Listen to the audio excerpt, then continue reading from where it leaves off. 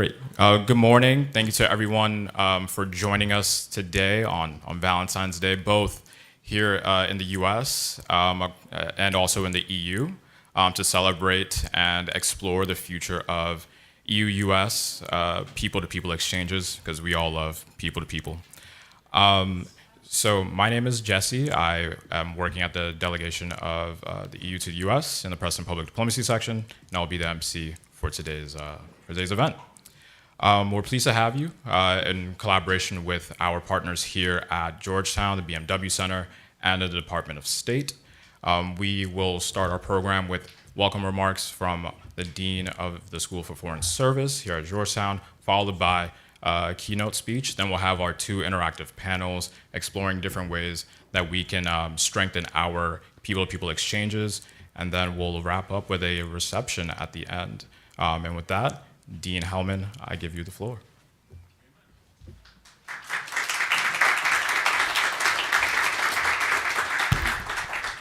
Thank you so much. It's wonderful to welcome you here to Georgetown. I know we have many visitors here to the campus, maybe for the first time.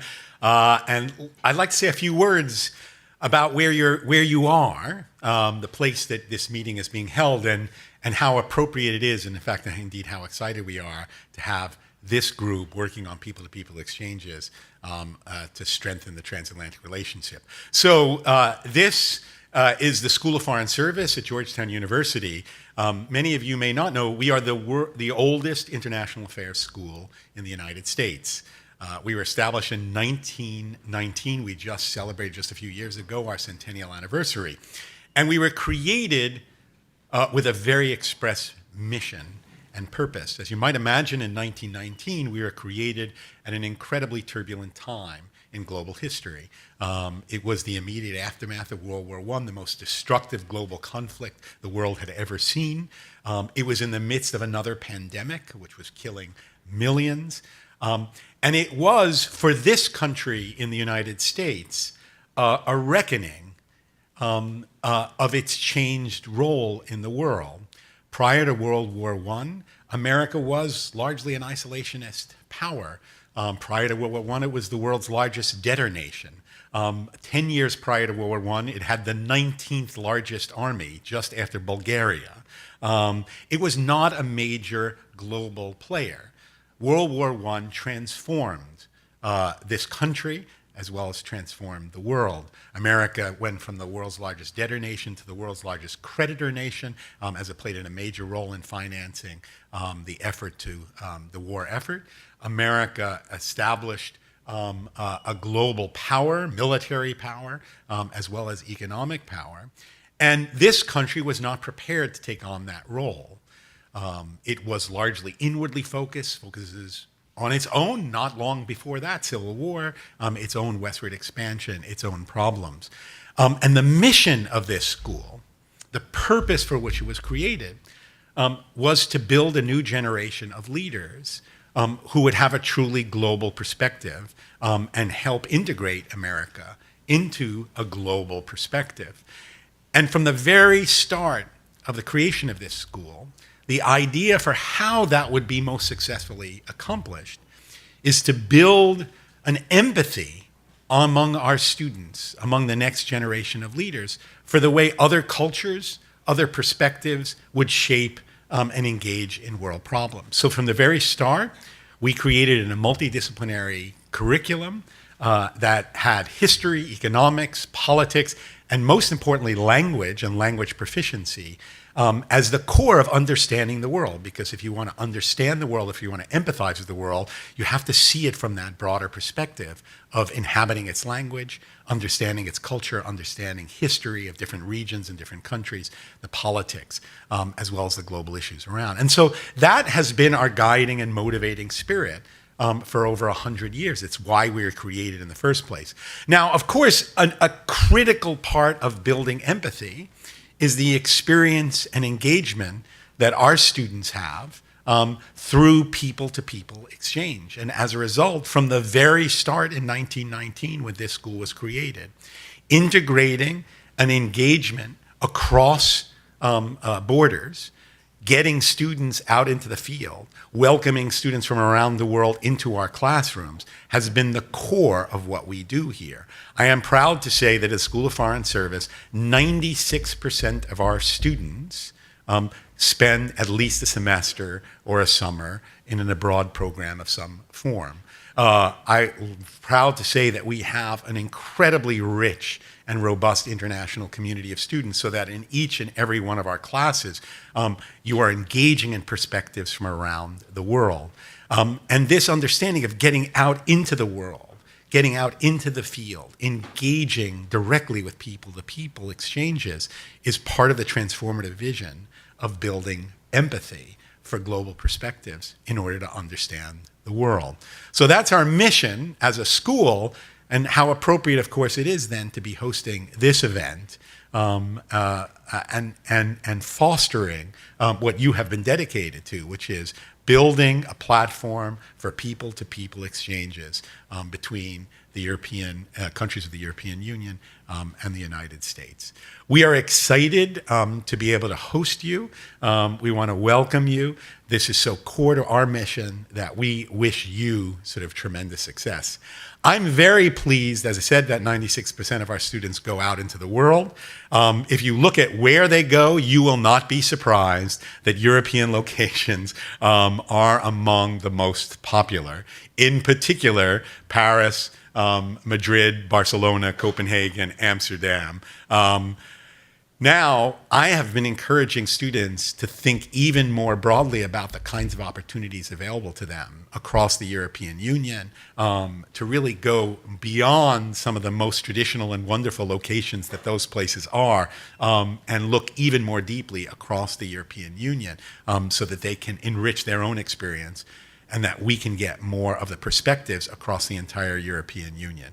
So I wish you great success in promoting transatlantic exchange and people-to-people exchange. I wish you great success in expanding the range of opportunities that are available, so students get more and a wider variety of experiences across the incredible richness and diversity that the European Union brings. I hope that we bring not only more students out into the world, but we bring more students here onto our campus, so that the European perspective is deeply integrated into everything that we do. And we are trying hard to encourage students to become part of our school, to become part of our programs, and to engage in more of our events and programming. So it's with that that I welcome you here, that I wish you great success in your work, that I want to thank deeply the BMW Center for German and European Studies for co-hosting this, along with the delegation of the European Union of the United States and the U.S. Department of State. I wish you great success. I look forward to hearing what you achieve in your conference and discussions today. And I welcome you again to the Georgetown campus. Thank you very much.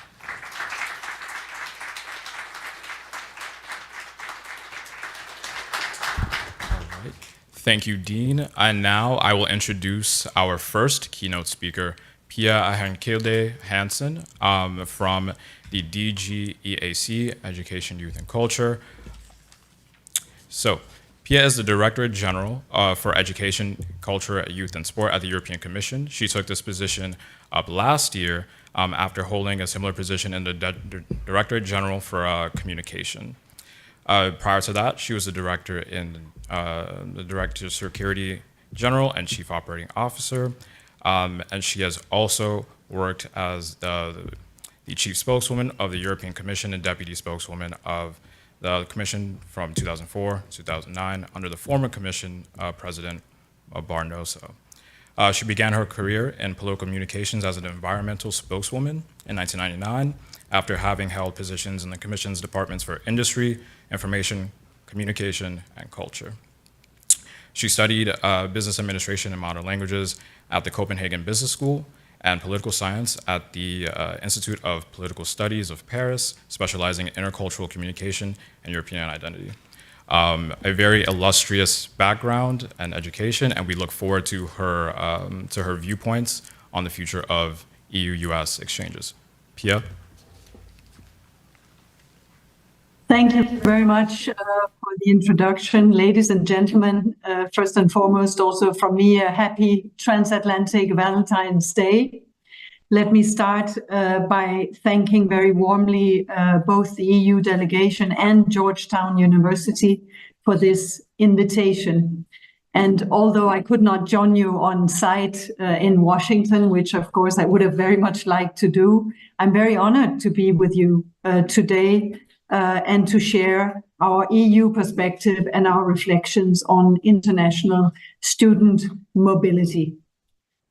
For the European Union, it's undeniable that international mobility and people-to-people contacts are truly essential. So essential, in fact, that we no longer think of mobility between our EU member states as international, so to say. It's simply mobility. And it has brought European integration to new levels. We've fostered fundamental commercial links between the member states for the last 70 years now. And yet over the last 37 years since the creation of the Erasmus, which is now the Erasmus Plus program, Europeans came much closer together, culminating with the rise of what we now call the Erasmus generation. This is a generation that has grown out with student mobility, a generation that was indelibly marked by mobility, even many of them defined by mobility. Universities were equally indelibly marked. Working together builds capacity. It prepares institutions to tackle bigger challenges together. And we see this with one of our latest initiatives, the European universities. These are transnational alliances of higher education institutions across the European Union, working together and indeed embedding mobility across the curriculum. And when we talk about shared values in Europe, about a European sense of belonging, about common understanding, despite there being many obvious differences among our member states, mobility takes so much of the credit. It's in recognition of this impact on people, on institutions, and on our values that the EU is working towards establishing a European education area by 2025. And that's an area where everyone has the opportunity to experience a learning period in another country. And this kind of added value can also be seen between the European Union and the United States. People-to-people contacts have been a cornerstone in our transatlantic relationship. This is a tool to foster peace, prosperity, and connection. The students we invest in grow professionally, but also personally. And our institutions of higher education have become more interconnected. And the relationship that they all create form a web of links connecting our two continents. This connection ultimately translates into shared culture, shared values, shared innovative solutions also, which are brought to market. And this connection also strongly contributes to consolidate and project those shared values and jointly respond to pressing global challenges faced across both sides of the Atlantic. The EU and the USA have a strong stake in a peaceful and equitable world. People-to-people exchanges are a key factor to reach our goals.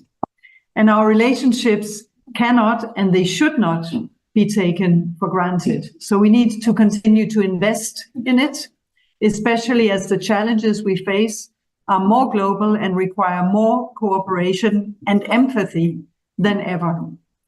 Promoting global stability, tackling climate change, fostering democracy and good governance, these are not challenges for anyone to face alone.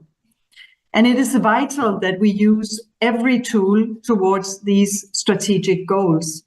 We need to continue investing, disseminating all these opportunities so that young people in Europe, in North America, and in the world can build lasting relationships together. And that's why it's so important that President Biden and President von der Leyen agreed a year ago to increase people-to-people cooperation. And we responded by indeed increasing very recently our Erasmus Plus mobility to North America by 30% and doubling our support to Fulbright Schumann scholarships.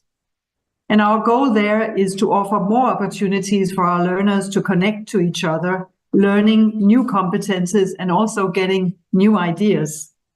Erasmus Plus does an exceptional job in this regard.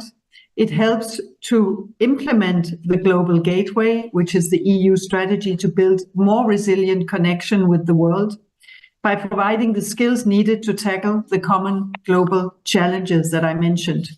And as regards the United States, since 2015, the Erasmus Plus program has supported almost 10,000 higher education students and academic staff in the EU and the US to cross the Atlantic.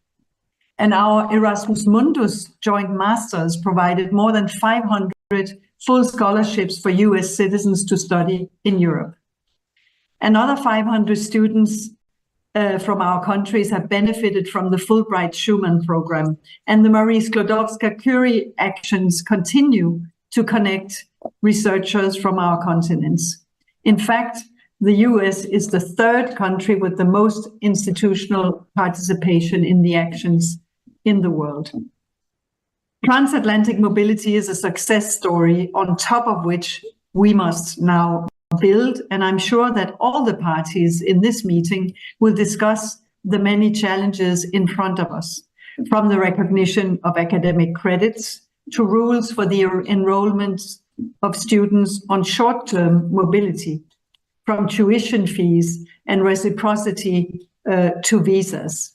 Today's meeting is really an opportunity to reflect on solutions to scale up our efforts, to create real impact, because there is real potential here, additional potential, I would say, to be reaped.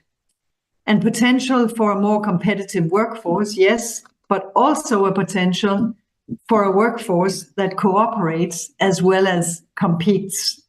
Potential for a transatlantic connection that takes a leadership role in tackling global challenges, listening and being open to each other and to others. So thank you very much again for the invitation and for listening. I wish you very, very fruitful discussions.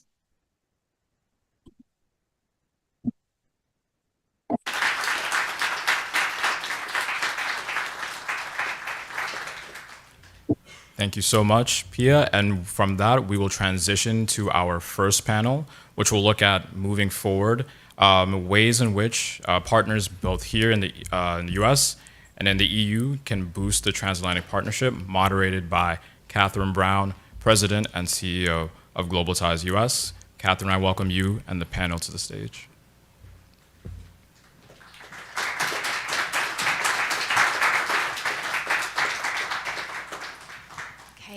Thank you, Jesse, and thank you to everybody here at the European Union who organized this. Happy Valentine's Day, everyone. My name is Catherine Brown, as Jesse said. I lead Global Ties US. For those of you who don't know us, we're the national leader in connecting people and communities in the United States with global leaders through international exchange programs. We work to harness the diplomatic potential of what we feel are the United States' greatest assets, which is our people. And since 1961, we've worked with the U.S. Department of State to implement the flagship International Visitor Leadership Program and other public diplomacy and exchange programs through our extraordinary network of more than 80 community-based partners across the country. I also teach a class here at Georgetown on soft power and national security, so I loved hearing from the dean about the mission to build empathy for global perspectives. I can definitely tell you the students here are absolutely incredible, and it's becoming more global student body with each year I teach, which is fantastic.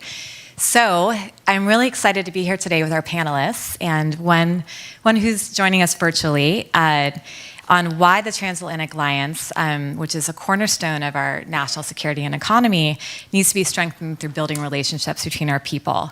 So quick introductions here. Sitting next to me is Tim Rivera, the Senior Advisor for Innovation and Strategy at World Learning. And next to him, here's Betsy Goldman, International Program Specialist at NASA, and also an alumna of the EU-U.S. Emerging Leaders Program, which is fantastic.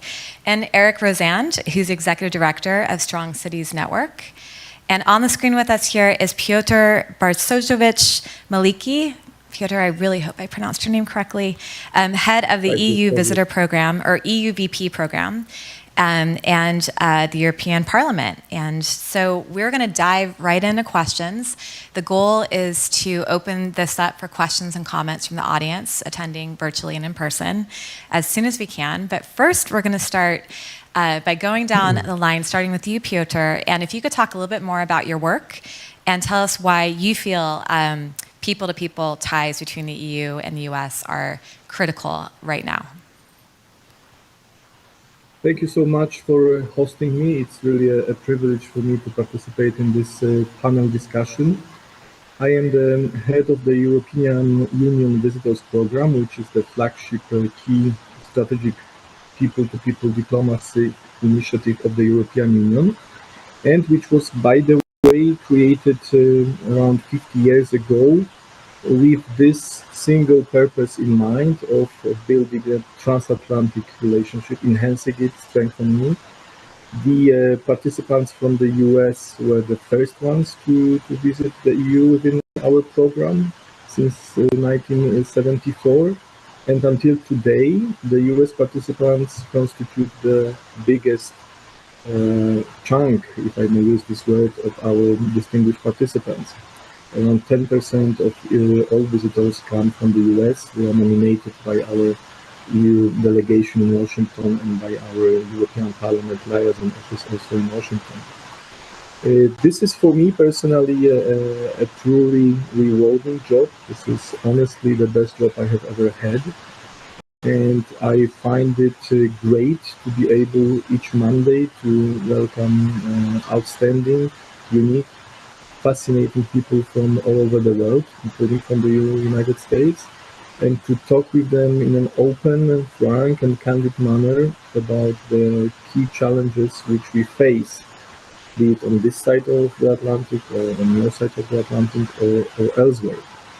And I couldn't agree more with the assumption that the public diplomacy is more important than ever for us, especially in the transatlantic context, because I really feel that our basic system of values, our fundamental beliefs, are being very actively challenged by other players on the planet, which promote a different vision of society, different vision of governance, not the one based on individual freedoms, not the one based on the citizens' control of their government, but the one based basically on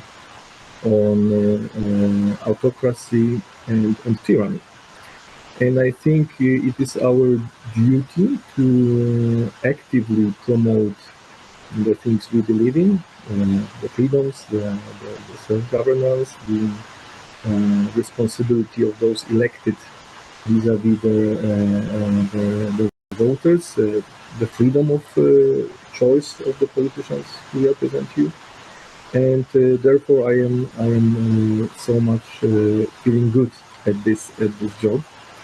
And I would like to use the opportunity of this panel to discuss with you, with everyone here, how we could do our job better, how we can perform in the way which give people who take part in this exercise of public diplomacy not only a couple of pleasant days here in Brussels or a couple of weeks in the United States when they participate in the ILVP, but which, let's say, plant the seeds for really long-term partnerships and relevant cooperation and doing joint projects in the years to come.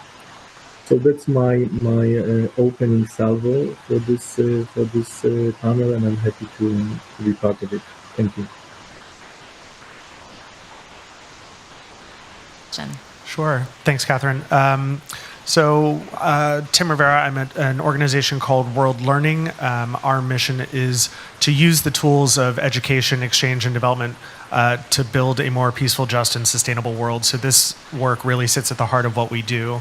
A good chunk of what we do is implementing academic, youth, and of course also professional exchanges as well, funded in large part by the U.S. State Department, but also by others.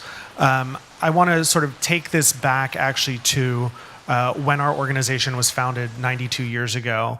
It was 1932, and our founder created something that was known as the Experiment in International Living, in which high school students would go to Europe to live with homestays and really come to know and understand more about day-to-day life in Europe. And those students returned back to the United States changed. Our founder's vision really was that when you are living together with someone under the same roof, it becomes really, really difficult to hate them.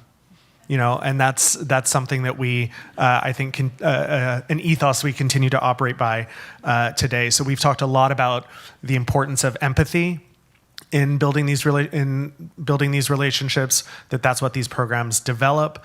And there's actually a piece of research I think that informs all of this. The Pew Research Center just came out with a study not too long ago that I first found out thanks to Global Ties. So thank you, Catherine, for that.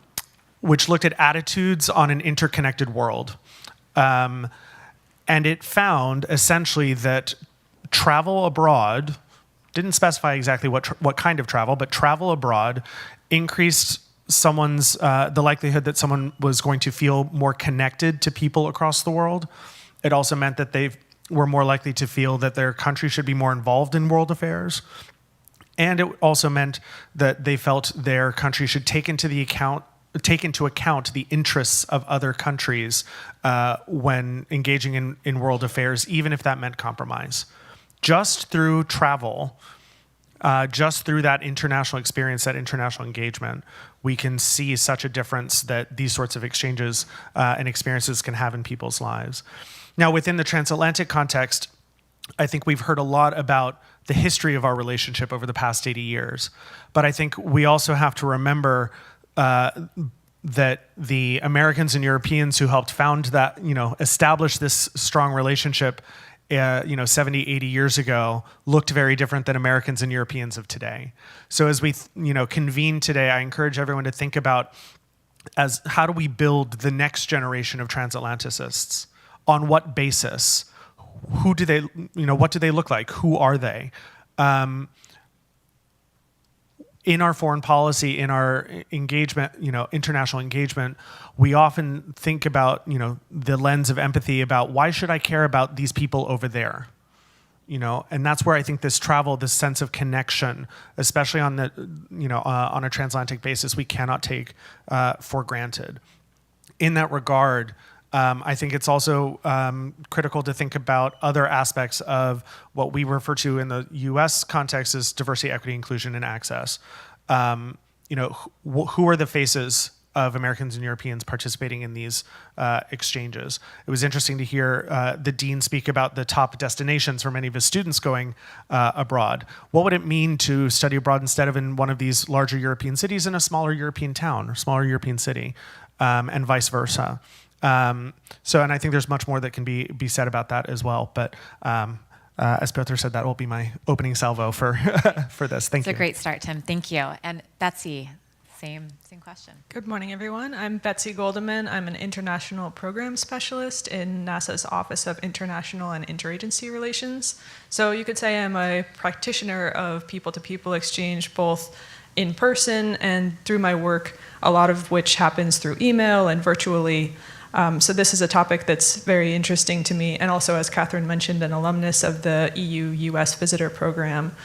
So in my day-to-day work at NASA in the Office of International and Interagency Relations, I interface with prospective and current international partners all over the world in every continent.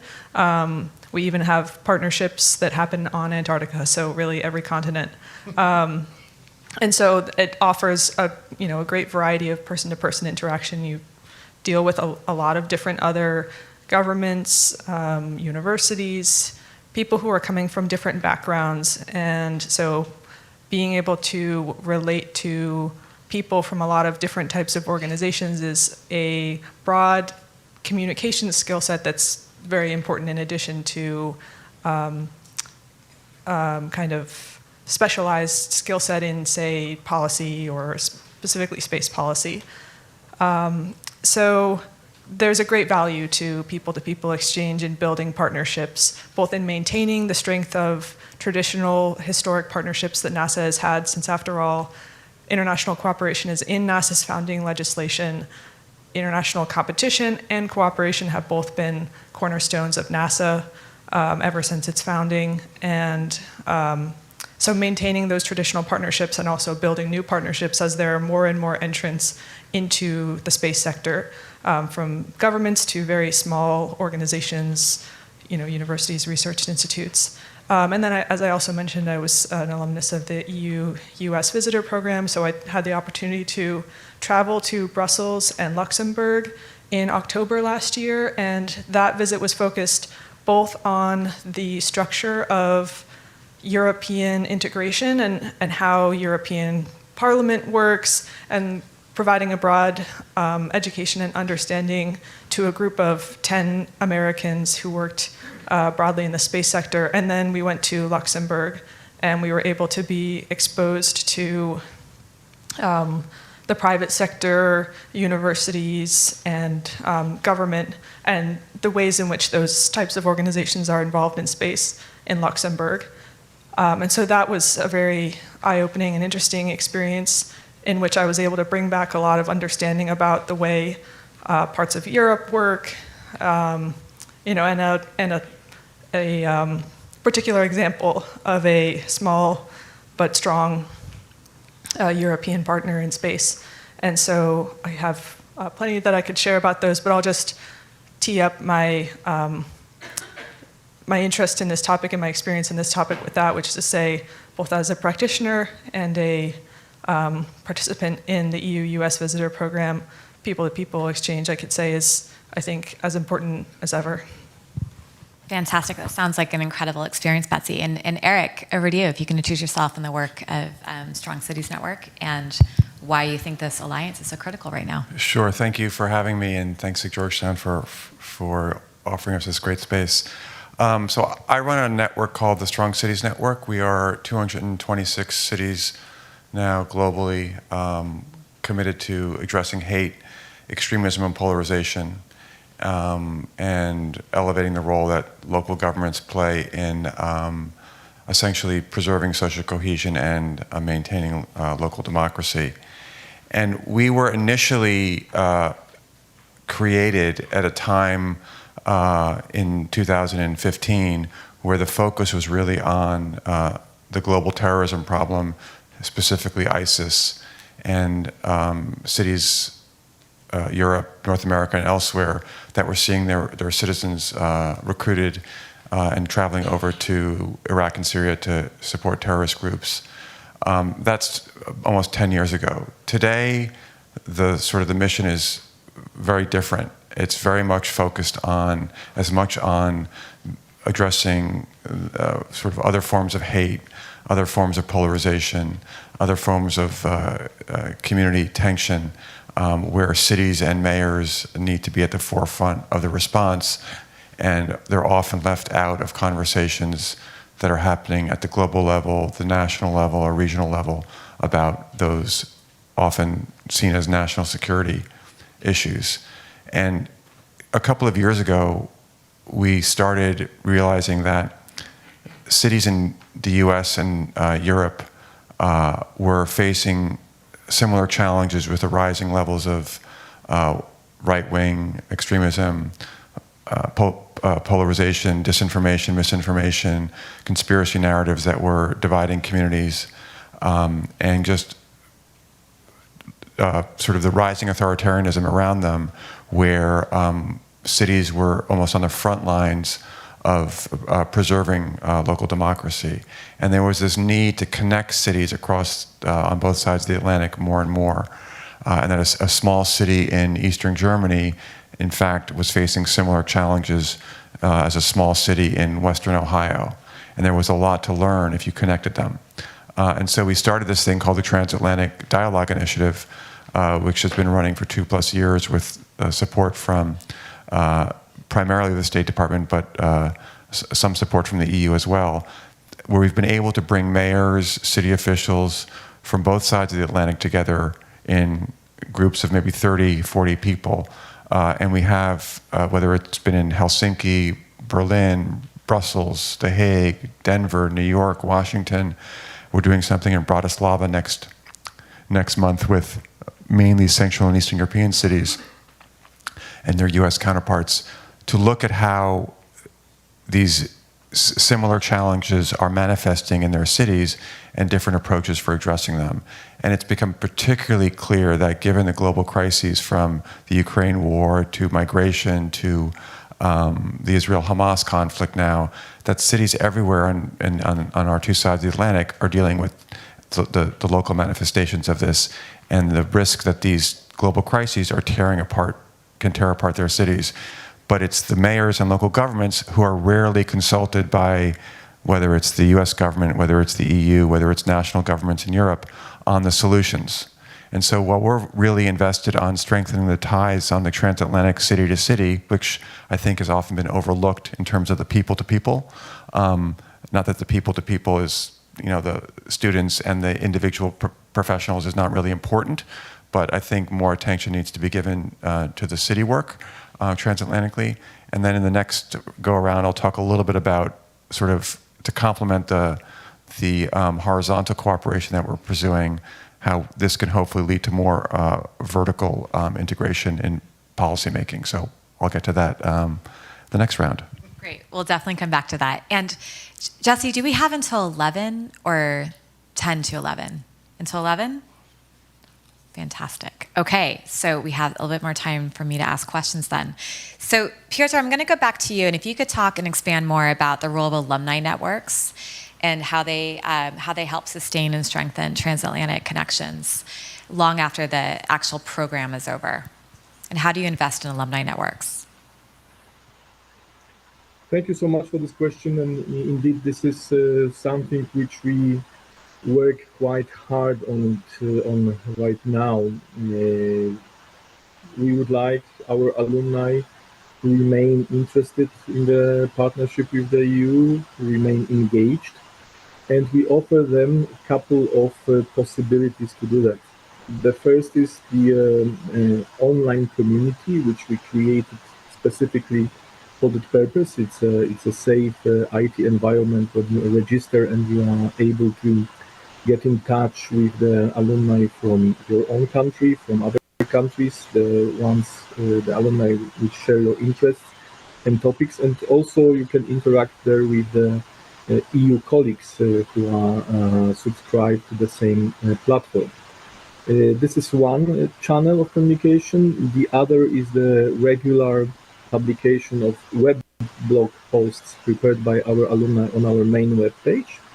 And there might be visit stories, so people just write what they experienced while being in Brussels, Strasbourg, and Luxembourg for the visit, or they relate those experiences to their daily work and what they are doing. We also offer our alumni the Facebook page of the EUVP, where they can publish a more lighter posts and stories about them, be it success stories, be it short information about the events they organize. There was a US participant who, for example, successfully published a book for children, and we had a very nice post about this accomplishment of her. She's professional working in the State Department, but that was something which she was very proud of, and we gave her our Facebook page to promote it. And then we also do the so-called voice of the EUVP profiles. So we present people, our alumni, in a way of fulfilling a questionnaire. So they reply to a couple of general questions. What is the thing you would like to say to others about the US? What is the thing which you like the most in your life? This kind of Marcel Proust questions which present them more as human beings. And finally, in addition to all those publication possibilities, we organize also online events for our alumni in two forms. One is a smaller, that's the alumni conversation. They meet for 2 hours with experts on their country from the EU side, and they can discuss the developments in their own country for this couple of hours, or talk about the particular policy topic like LGBTI rights, for example. We organized quite a successful global online conversation for the alumni on that. And we also do bigger online events, which we call webinars, and we always choose a strategic topic of the EU legislation or policy, be it climate change, be it artificial intelligence, let's say taming, or defense and security cooperation improvements. And we invite the alumni, selected alumni, as panelists. There is a moderator from the EU side, and usually two colleagues on the director level who take part in this panel. And this is the opportunity for all the alumni to watch and comment, and for selected of them also to contribute as panelists to the debate.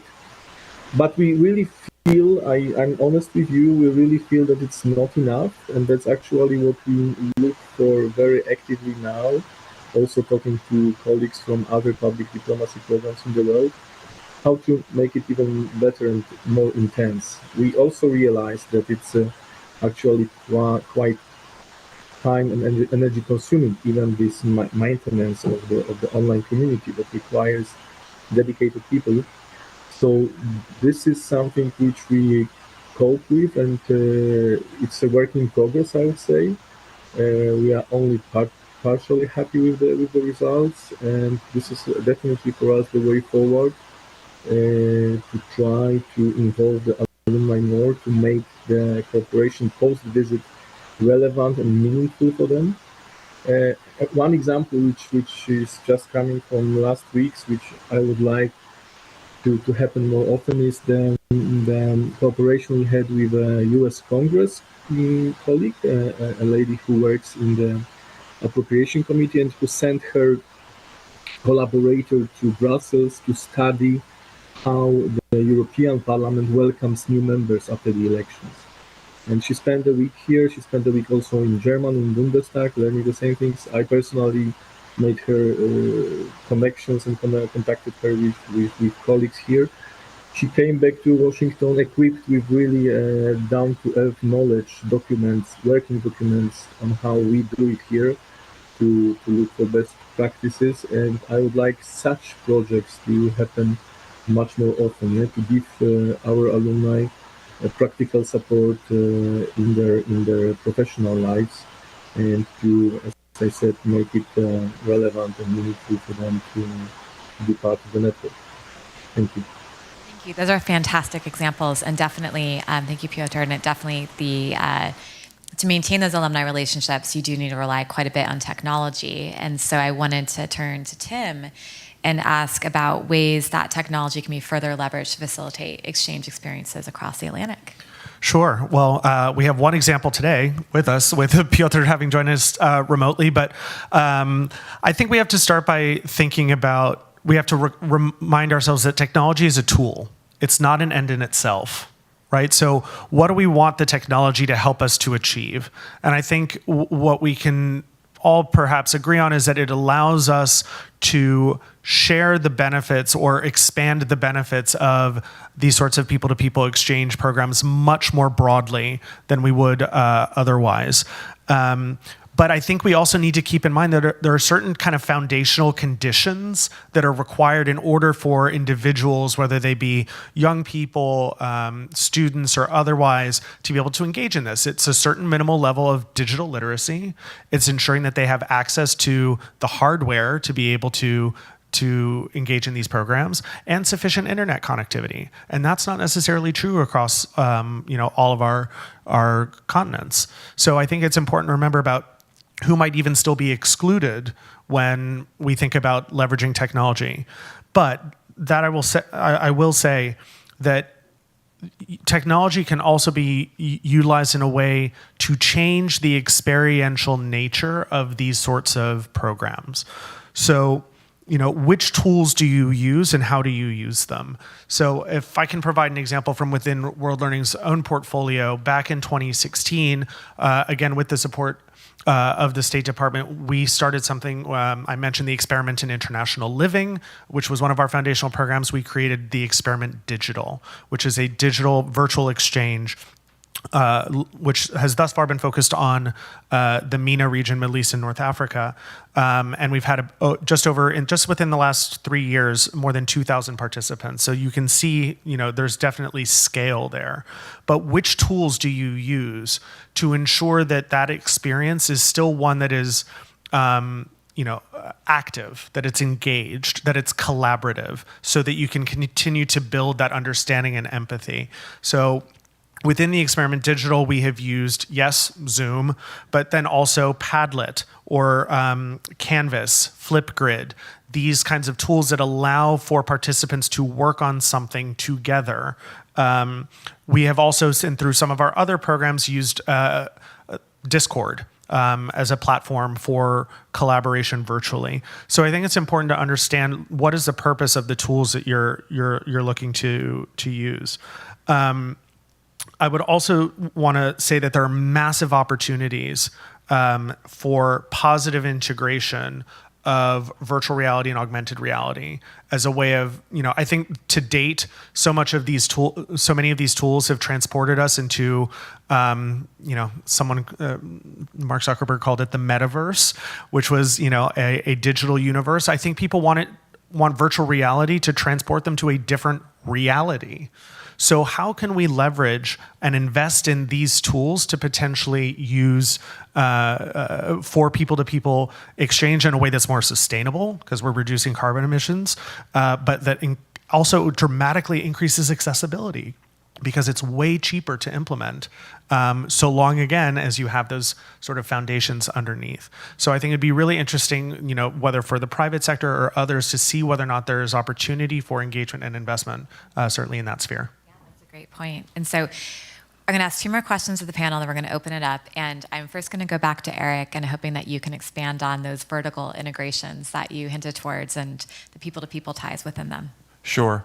I think before I mention that, I just wanted to flag, and it's sort of built on some points that others have made, which is one of the values that we've seen in our transatlantic dialogue is, the ability to reach mayors and cities that, mayors in some cases that don't have a passport or need to get their passport renewed because they forgot they had one and it expired, and getting them exposed to, obviously our goal is not on the sort of the cultural piece of it, it's on the substantive thematic issue, but they get exposed to different cultures, different nationalities as a result. And for some of these people in the middle of America, it might be one of the first times they've had that exposure. So just to flag that.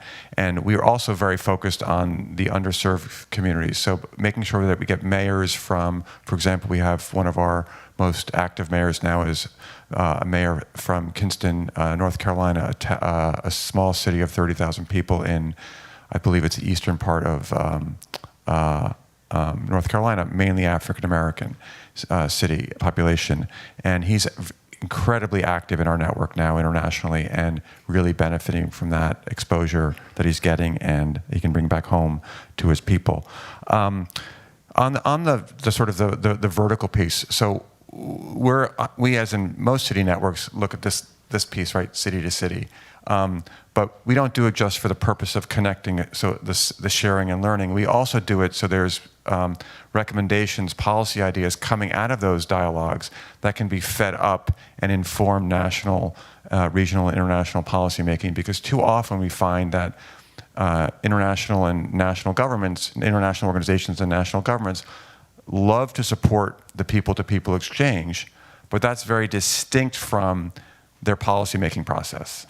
And I think today, particularly in the world we live in, where so many of the global issues are having local impacts more than ever, and so many of the global issues are actually not only having local impacts, but are driven by what's going on the ground. So if you don't have that informed by local policymakers, local actors, in our case it's mayors and local governments, then the national and supranational policies are going to be inadequate. And I still think both the US and the EU, although they're very generous to us and support our work tremendously, I think one of the goals going forward is to create more space in the policy dialogues that they have between each other at the higher levels to bring in some of the great ideas that they're actually helping to support at a local level. And we really don't see that happening enough. There's a real chasm still between the national and the local, the international and local. And in our small way, we're trying to sort of make a dent in that. But if you had to ask me what's the future of this in terms of the impact of the transatlantic dialoguing on people-to-people exchanges, it's how do you make that connection between the national and local? The networking horizontally is really just a question of cash, creating more opportunities, more space for these dialogues and these exchanges to happen. The vertical is not about money, it's about political will. Fantastic point. And Betsy, a lot of the policies from within that we're hoping to transform have to do workforce development. So can you expand on a little bit about how exchanges can adapt to making sure that there is greater workforce development and how those policies, to Eric's point, can reach decision makers, those ideas? Definitely. As far as workforce development goes and how people-to-people exchange plays a role in that, I mentioned one great example of that is that I participated in the EU-U.S. visitor program, and that was very much related to the work that I do since it was space-themed, and the other participants in the program were also from various aspects of the space sector. So having participated in that program, to give a personal example, when I came back to my work, I think that gave me an opportunity to understand more and to understand more about how the European Union works structurally and how that affects how NASA can work better with the European Union. Specifically, for example, the European Space Agency is one of NASA's major partners. One example for the U.S. process for international partnerships is to actually approve them within our federal government. We have a rolling process that starts at any time, but there's no prescribed timeline for how long that process actually takes to approve a particular cooperation or partnership within the government and bureaucracy. On the European side, there is a prescribed process for how long that process takes, but it happens once every 3 months. And so having gone to Brussels and seen how these organizations function, it allowed me to put in basically to fill in pieces into a puzzle to understand the context of how these partners that we've been working with work and why they work that way. So then we can turn to, these are the systems that we are working with. So how can we make them work best together? How can we make policies that function within these systems so that we can, work better together? So that's one, personal example of how people-to-people exchange can really enhance workforce development. I think being a lifelong learner is something that's very important in the workforce when we have so many different disciplines and specializations that continuing to learn on a lifelong basis is very important for the workforce. And so having people-to-people exchange really helps to kind of enhance that. It goes along with this idea of curiosity about other people, curiosity about how you can do things better and differently. Absolutely, that was great. Well, we're going to open it up to questions from the audience, those attending virtually and also here in person. We have about 25 minutes, and I'm going to go to this gentleman right here. Hello. Hi. If you could please stand up and also introduce yourself and your affiliation.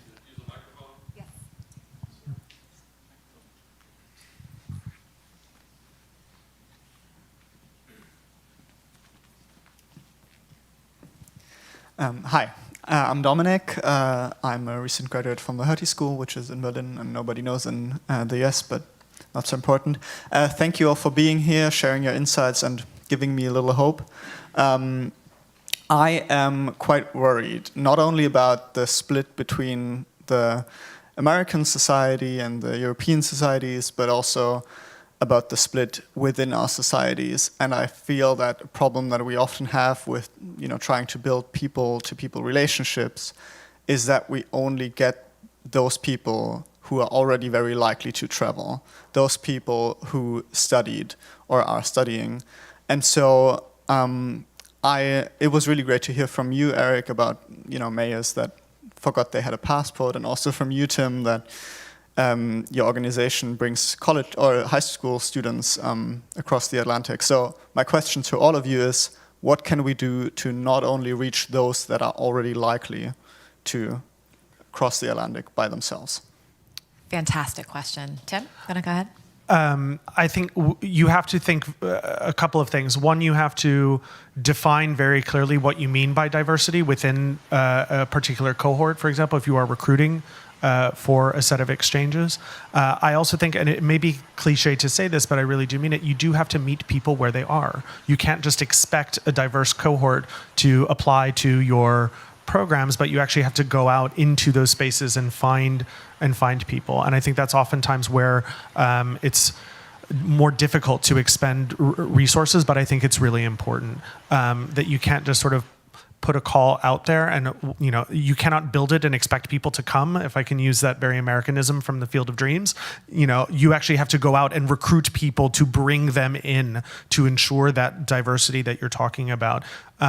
There are people out there who are very, very interested in these sorts of programs, but for various reasons may not be able to access them and therefore may not be even applying. So you also likewise have to make sure that you are in a position to be able to support these people when they are on your programs, right? So you have to proactively ensure that you can support a truly diverse cohort of individuals once they do arrive on your program. Great points. Anyone else want to take this? I do have some thoughts about how to increase the diversity of people-to-people connection. So I mentioned within the space sector, there are a lot of new entrants to space, including those who don't necessarily have a whole lot of resources, and they're trying to get into the space sector for the first time. So this is a big challenge that we're trying to tackle, is how do we bring these new stakeholders in? And so a great way we found of doing this is to try to coordinate with others who are entering the space, kind of space sector, and connect with them at conferences. That can be virtually, that can be in person, so that can increase diversity to some degree. It doesn't fully address, for example, those who aren't yet interested in entering the space agency at all. That's a difficult, when you're speaking about the space industry, you're speaking about a high technology threshold to begin with, which kind of implies that there is some sort of a barrier to entry. But how do you lower that barrier to entry, assuming that there's some level of resource or connection that can be made, and those connections can happen by researcher-to-researcher exchange, by governments reaching out, and so that's something that we work on doing.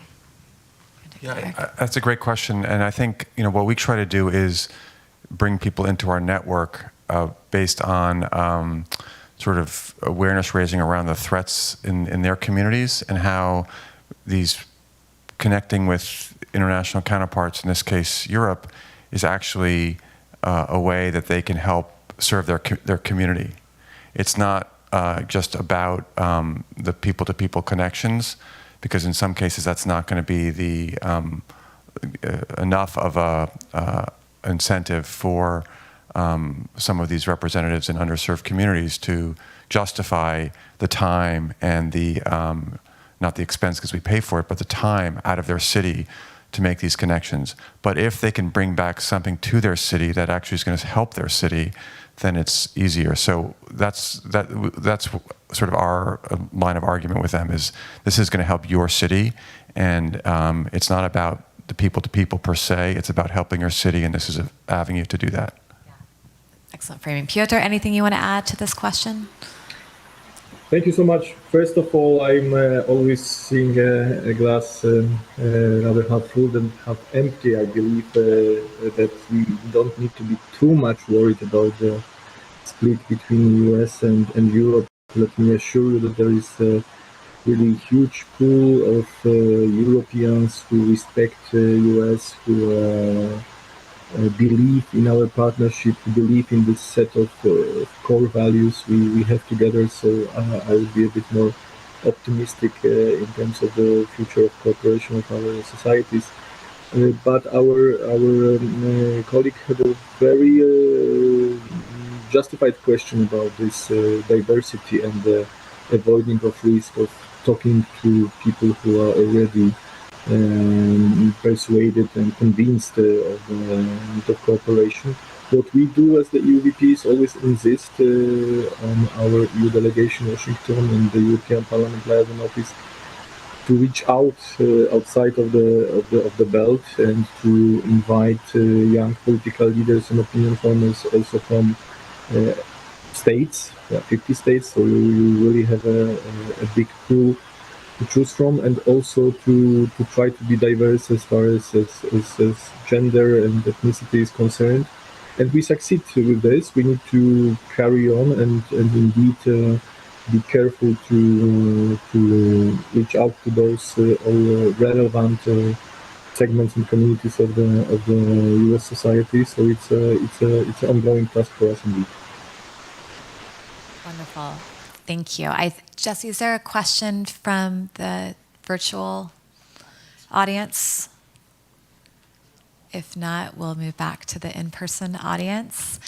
Okay, I think I saw, let's go here, and then we're going to go over there. So please. Thank you, and good morning, everyone. Robin Helms from the Association of Community College Trustees.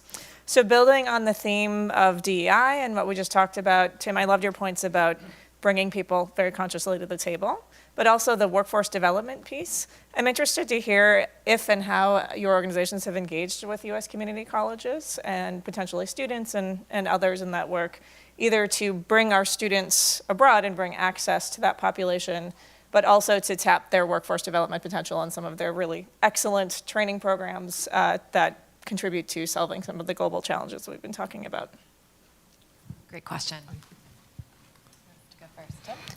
I can provide two examples from within World Learning that I can think of off the top of my head. The first is a State Department funded program called the Ideas Program, which is focused on increasing and the diversity of those who are going abroad, including, it's a small grants program for higher ed institutions across the country to be able to sort of build their own capacity to send more diverse students abroad. That program has, we believe, indirectly supported about 10,000 students across the U.S. to go abroad, including many of the grant recipients have been community colleges, which have not traditionally been sort of seen as partners when thinking about study abroad. So that is something that I know certainly World Learning and also as a result the State Department are thinking about quite consciously.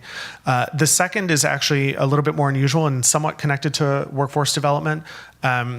Working with a different part of the State Department, the Bureau of Population, Refugees, and Migration, World Learning has a program called SHARE, supporting higher education and refugee resettlement, to build the capacity of higher ed institutions across the United States to directly contribute to refugee resettlement. And one of those key pathways is through vocational education and training through community colleges. So it is a different type of people-to-people exchange, certainly a way of internationalizing institutions, whether 4-year or 2-year, but which is also has very tangible sort of workforce development benefits. Wonderful. Anything else from the panel? I can add some thoughts as well about workforce development related to community colleges, at least as far as I know from my perspective at NASA. So I know less about the domestic side, and our specific engagement with community colleges. So I don't know of any of specific examples just because of the nature of my work is more focused on the international side. But I can speak to international policies that NASA has been very forward-leaning about that are, I think, that are by definition accessible to everybody. So for example, the Science Mission Directorate in NASA is making the science data from satellites completely and freely open to the public. And so that makes it so that everybody can go and access the data at the same time. There's no preferential access period for anybody. And so anybody could have access to be able to get data that comes down from the satellite. So that's one thing that anybody could be able to have access to, regardless of really what they need is they do need a computer and internet connection. But that significantly lowers the barriers to being able to get data from a space mission. Another aspect are programs like the Global Space Apps, which is a hackathon that is a competition each year that NASA puts on where high school, college students participate and they come up with a way to use NASA data. So those types of programs are aimed both internationally, in some cases like the Space Apps Hackathon, and domestically. As far as specific examples, I don't necessarily know, but from the international perspective, those things are open to everybody. How fun, though. I wish those were around when I was in high school. That sounds great. Any Eric computer? Okay, great. We'll go to the gentleman over here. Hi, thanks, Catherine. A question for Peter. America budgets differently for its exchange programs than Europe does. You do multi-year budgets. Can you share a bit about the outlook for exchanges and the EU's support of exchanges over the next 3 to 5 years? So, Piotr, that is for you. Are you still with us? Thank you so much for this question. Indeed, we have this multi-annual 7 years long budgetary planning in the EU, and there is definitely a push now to invest and spend more on external dimension of our actions. And by the way, there are more and more people in the EU, me included, who believe that this line between what's internal and what's external it's really blurred. When we talk about legislation and climate change or digital transformation or improvements in defense and security, this is all global. Yeah, you cannot legislate correctly without constant dialogue with your partners, especially with your allies in the US. So there is a shift. There is a visible shift in budgetary investment on the EU level for external cooperation, and that also I hope will impact the public diplomacy, people-to-people diplomacy efforts. We are currently carrying out a mapping exercise on how to also synergize the EU public diplomacy program, like myself, or like the one in which our colleague from NASA participated, which is a kind of sister program work, and we will definitely try to increase the outreach, also using maybe the German, the French public diplomacy programs as a parallel tool, as I said, to build synergies. And also, as my dear colleague from the Director General for Education and Culture mentioned, there is going to be increase in programs like Erasmus or Maria Skłodowska-Curie, which are more for education and scientific cooperation. So the answer is for sure yes, there will be more money on the EU level. If it's going to be in the form of my program being increased, I would very much like to. If it's going to be in a different format, that's also great. We are going to see.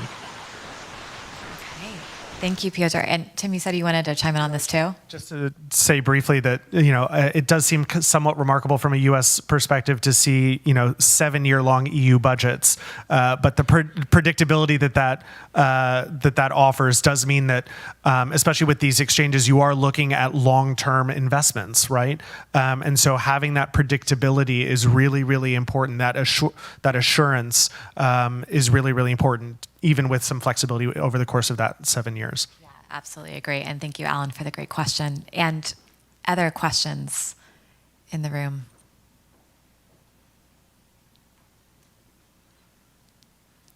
Any questions virtually? Jesse? Yeah?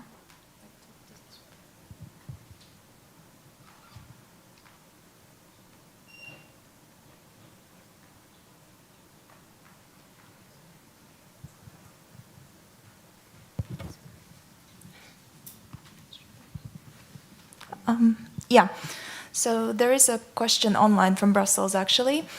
The EU is ambitious in setting benchmarks for learning mobility, 25% of learners by 2030.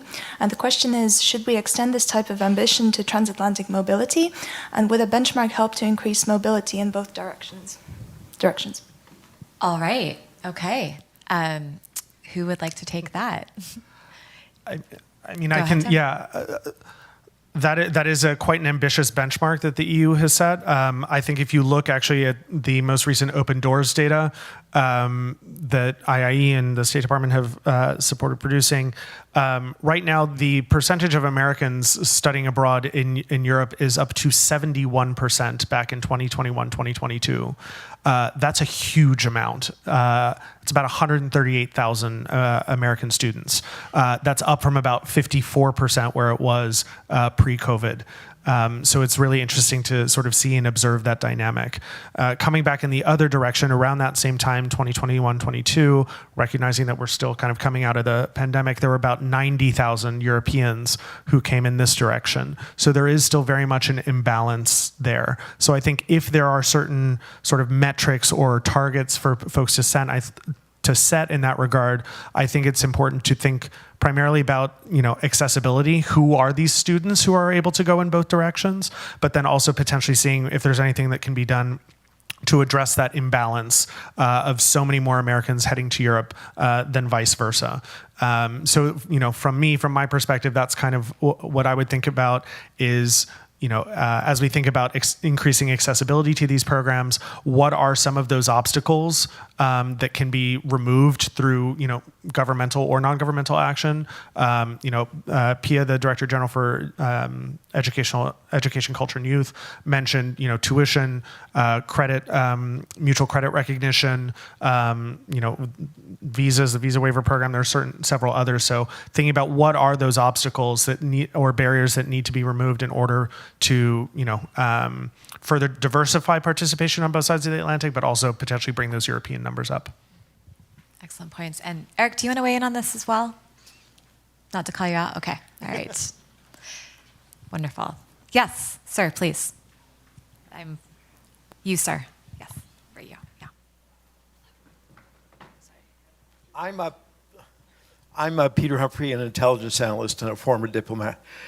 I see situations in which American universities have established campuses, particularly in the Middle East, and students who go to those campuses can take courses for a year back on the mother campus.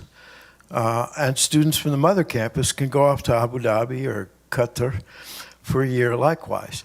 It seems to me that in addition to having American students studying overseas in Europe, there's a crazy opportunity to create a quilt of universities that would swap people for 1 year so that students from Georgetown could go to University of Antwerp and vice versa without suffering the economic loss. And of course that would mean that the more expensive university, generally in the US, particularly this university, is going to take a little hit economically. But to think that there might be 1,000 students from the US who are fully integrated in 100 universities in Europe, and then vice versa, those universities now have an equal number of students in U.S. universities just seems like a fantastically missed opportunity. Thank you. Thank you, Peter. Any responses to that? I mean, Peter. Piotr, please. Thank you. I can only say that I believe we should really think big on this topic. And as I mentioned at the beginning, I feel that there are many people who feel like that here in Europe, that we are facing an existential threat in relation to our society model, to the inclusiveness, to the respect for diversity and individual freedoms. And we need to defend what we believe in, and education and exchange, student exchanges and university education abroad is a crucial element which can help us to be stronger together. Therefore, I fully agree that we just need to be ambitious and increase the funding for this, let's say, transatlantic Erasmus approach, that more Europeans can afford studying in the US and vice versa. So I wouldn't be shy and afraid here of let's say, big ambitious steps in this direction. That's my 2 cents. Thank you. We have 5 minutes, so want to take one final question. Yes, please.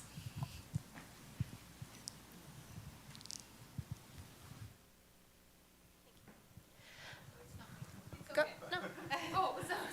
My bad. I raised my hand, but she pointed to you. Oh, sorry about that. No. I try to be quick. My name is Veronica. I'm a Hungarian Fulbrighter here, but I used to be an Erasmus scholar as well, so I'm all into the EU-U.S. exchanges. I think this is a really important conversation. I just wanted to reflect real quick on how we can maybe boost the diversity in terms of Europeans coming to the US. Because I was one of the first in my university was able to come to the US with Erasmus Plus, and it was like a miracle back in 2015, because even if in terms of like policy was there, the opportunity was there, but it was also a very rare occasion what I was able to manage. And it was not me, it was like family members, everyone helping out. So I think in terms of diversifying who would be able to reach to come to the US and really experience the transatlantic approach to educational exchange, because there's a huge difference between Hungarian higher education and US higher education. So I think it's important to also think of who would come from Europe to the US, because most students, as far as I know, the statistics are coming from Western European countries, also from the Mediterranean. So Italians, Spanish, they're very mobile. Their exchanges, like their approach to mobility is really, like it's a kind of a lifestyle, and I think that's very important. And I feel like in my region, it's still not there that much. It would be really important to reach out to those countries specifically who are maybe less represented in that, particular circle, who think that it's actually possible to come to the US with some kind of educational exchange. Sorry, that was not a question. I just wanted to put that out there. That's a wonderful comment, and thank you for making it. Any responses to this? Yeah, go ahead. Just very briefly, I think that goes back to, again, how are we defining diversity and making sure that you explicitly go out and recruit the folks and proactively engage them to ensure that they are represented on your programs. And likewise, ensuring that you do the preparatory work to ensure that those individuals are properly and well supported, both in advance of the program and while on it. So I think it's being very sort of intentional about including those in programs and doing that outreach, because I think you're right that we have to kind of confound what the stereotypes of who the profiles of who participates on these sorts of programs, for sure. And Eric, you made a great point about reframing the incentive structure, really, and like why people should be engaged in these programs, and it being more about giving back to their community and their city. Should we be framing why people should be part of this experience beyond just having the experience a little differently? Yeah, I think so, and I think the more the sort of the specific, the more granularity you can have in terms of why this, in our case, a busy mayor from a small city in eastern Germany, it's worth his or her time to participate in an international exchange like this. And it's not because of, again, the opportunity to meet someone from Ohio, but it's the opportunity to bring back something for his community. And it's to make those connections explicit when you're presenting the program. But what we do is we don't, because we're not an exchange program, we are a network where we there are incentives to join the network and benefit from the resources, the expertise, the peer-to-peer learning that's ongoing. And so as part of that, you get opportunities to interact with international counterparts, whether in one-on-one exchanges or group exchanges.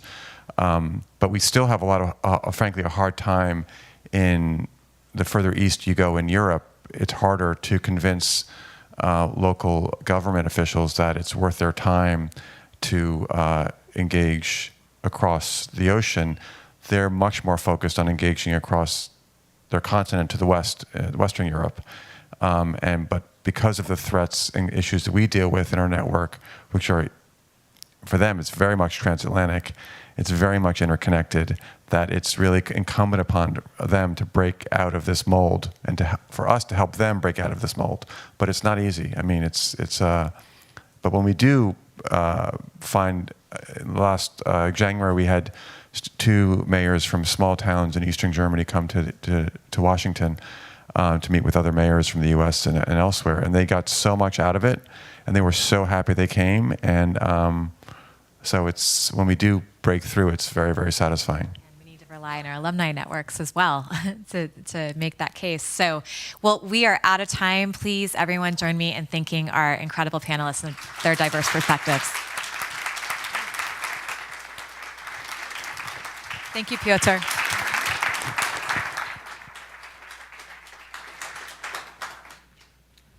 Thank you to our wonderful panelists and moderator for that panel on the future of EU-U.S. exchanges. Very good ideas were had, and I hope that these conversations continue after this panel. Now we are at our intermission, so we will take about a 15-minute break, so feel free to have some more coffee, some more pastries, chat, meet other folks, and we'll come back at 11:15. Thank you.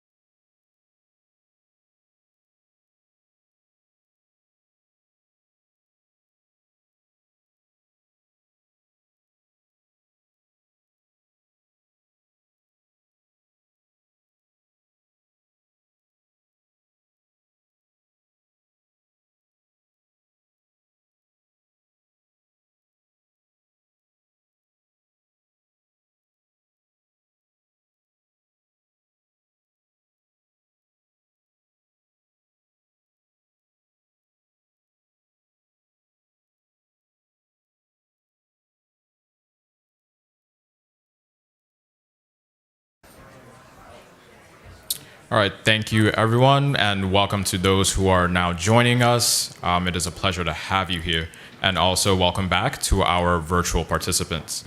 As we begin the second portion of our program, I would like to introduce our esteemed colleague, Ana Maria, who works at the State Department and has been very instrumental in the organization and implementation of this event, who will introduce our second keynote speaker. Ana Maria. Good morning, everybody. It's good to see you here. It is my pleasure to introduce to you our keynote speaker, who is a career member of the Senior Foreign Service. He's the class of Minister Counselor, Rafiq Mansour, currently serving as the Deputy Assistant Secretary for Policy in the Bureau of Educational and Cultural Affairs at the State Department. Rafiq is the top Arab American diplomat in the Foreign Service, and we are honored to have him lead our team, and it's a pleasure to work with him every day.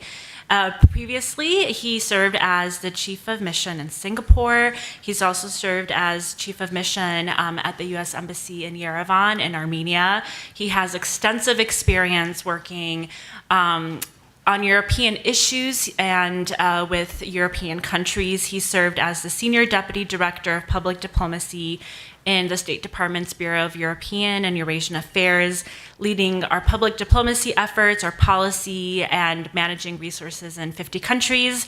Some of his assignments overseas include postings in Libya and Algeria, Iraq and France, Italy, Russia, and Haiti. And so without further ado, I would like to give the floor to Rafiq to hear directly from him about the importance of our people-to-people relationships. Thank you, Rafiq.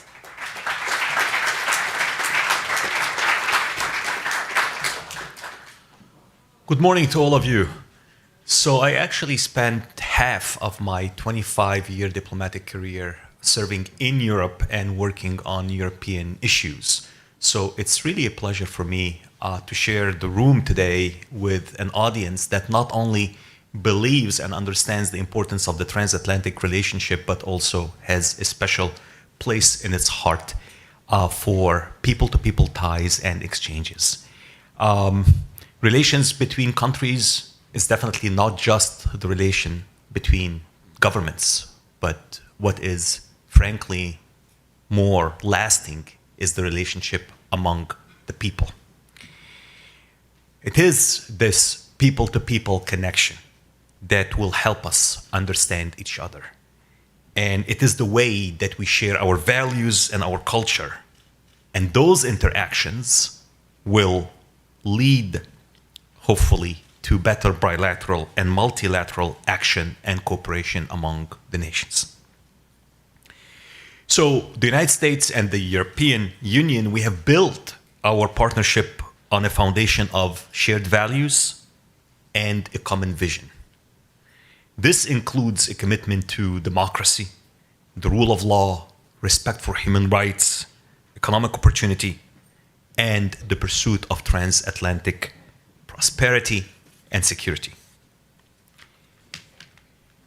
The United States is deeply committed to strengthening the transatlantic relationship and working with EU institutions and member states to promote our shared policy priorities, to coordinate on global challenges, and there is no shortage of them nowadays, and to elevate and support the US-EU relationship.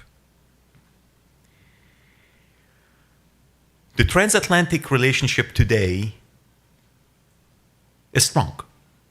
For instance, according to the most recent Open Doors report, which is an annual report on international student mobility, in the 2022-2023 academic year, over 100,000 American students studied in the EU, and over 50,000 students from the EU studied in the US.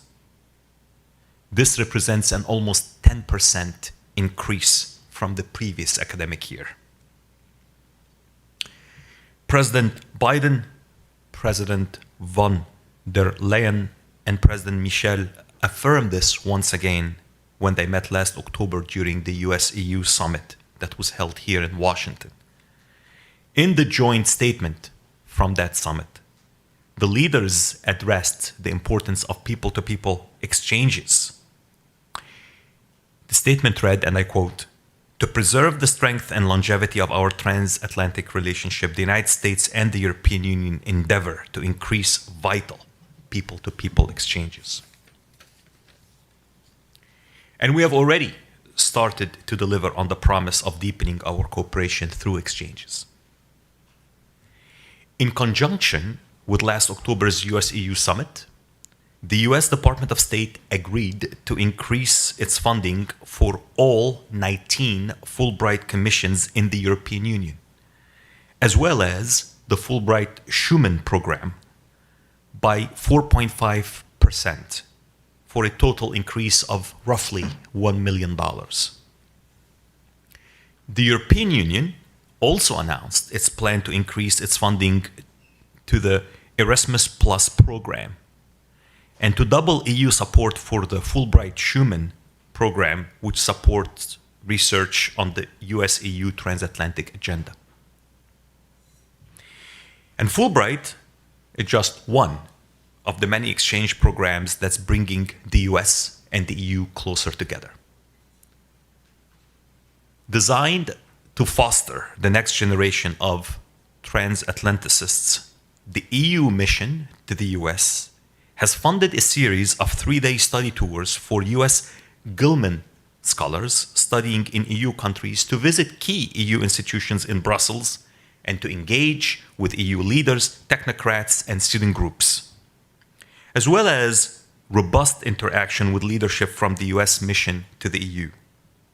Launched in November 2022, almost 200 Gilman scholars have participated in the series, and feedback from all stakeholders has been overwhelmingly positive. Our deputy ambassador for the US-EU mission even said, "We think that the EU Brussels study tour is one of the best programs around." Some of you are familiar with the International Visitor Leadership Program, the IVLP. And since 2021, the IVLP has brought over 1,500 participants on 233 projects from EU countries to focus on projects addressing regional responses to refugee and migration issues, regional European security, combating racism and identity-based hate, countering malign influence, energy security and climate change and Arctic issues, among many others. One notable outcome of these IVLP projects includes a Czech teacher, social worker, and now chairman of the Working Group for Roma Youth and Other EU Policies at the Interministerial Commission for Roma Community Affairs, who, after participation in an IVLP focus on diversity, equity, inclusion, accessibility, and integration, he created several workshops with expert speakers from Roma communities, focusing on countering myths and disinformation, a topic that is becoming increasingly crucial to both the US and the EU member states' national sovereignty. In 42 IVLP alumni were elected to the Bundestag, including the president of the Bundestag, the federal finance minister, the federal agricultural minister, and the interior minister. In 2023, a German IVLP alumna, a senior consultant for a Jewish anti-discrimination center, won an IVLP Impact Award after her participation in a project that's focused on advancing minority rights. She created a brochure for German Jewish youth communities that provided information on how to protect and support their communities when they experience anti-Semitic discrimination. In addition, building on the December 2021 Summit for Democracy, an IVLP on-demand project for mayors and municipal leaders focused on the 3 pillars of the summit: strengthening democracy, advancing respect for human rights around the world, and fighting global corruption. As a result of this project, several participants of EU member state countries developed follow-on action plans and projects intended to further advance the goals of the summit in their countries. Specifically, a participant from Germany planned to organize a conference on topics related to promoting and defending democratic institutions and developed a project to implement digital citizen space and tools. A mayor from Italy focused his follow-on project on fake news and disinformation. A participant from Poland sought to engage more young people in politics and voting and promoting intercity collaboration among city governments in Poland. This is the kind of impact our people-to-people connections have. They strengthen democracy. They build resilience against disinformation. They advance human rights. They fight corruption. They find solutions to climate change. And we can continue the list for every individual alumnus of our exchange programs. Yes, the world, it's fair to say, is not in a good place right now. And this is where I believe that the leadership of the US and the EU is even in greater demand. And I think that you all have a role to play. We do have a lot to be proud of in our partnership, but also much more to look forward to as we continue to build this transatlantic relationship, which is consequential not only for our peoples, but frankly for the entire globe. So that's a heavy responsibility to have and to carry. I thank all of you for paving the way forward, for including me in your gathering today, and I wish all of you the very, very, very best. Take good care.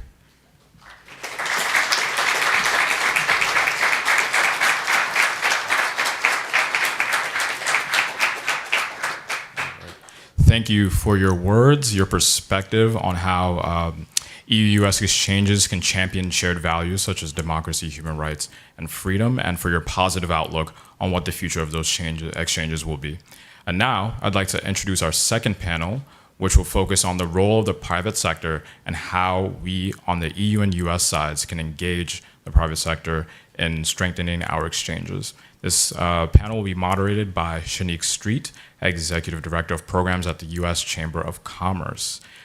Just a quick note, I would like to encourage our virtual participants to engage. We want to hear everyone's voice, both here in the U.S. and in the EU. And with that, I welcome Shanique and the rest of the panel to the stage.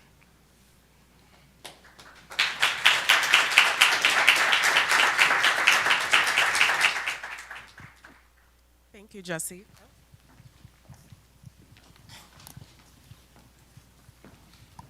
Testing. Okay. Thank you, Jesse, and thank you, Deputy Assistant Secretary Mansour, for your great remarks about the impact of these programs. With that, I would like to welcome my colleagues to the stage, where we will engage on this conversation, as Jesse mentioned, on the role of private sector and that it can play in these exchange programs. So I'll begin. My name is Shanique Street, and I am the Executive Director of Programs at the Chamber Foundation here in Washington, D.C. We are the 501c3 affiliate of the U.S. Chamber of Commerce.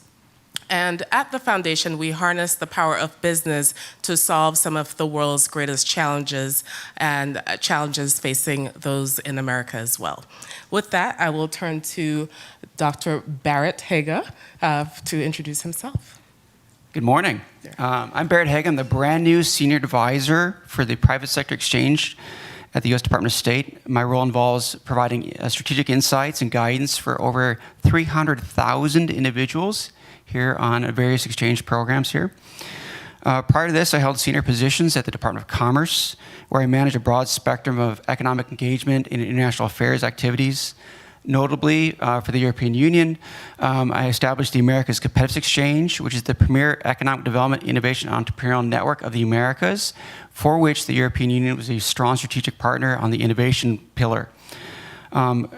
In addition to that, I've been in multiple White House task forces that involve the private sector, including cybersecurity, semiconductors, supply chain, and broadband. Really excited to be here to share some thoughts and actually to learn from individuals from around the world. Thank you. Hi, everybody. Turn this on.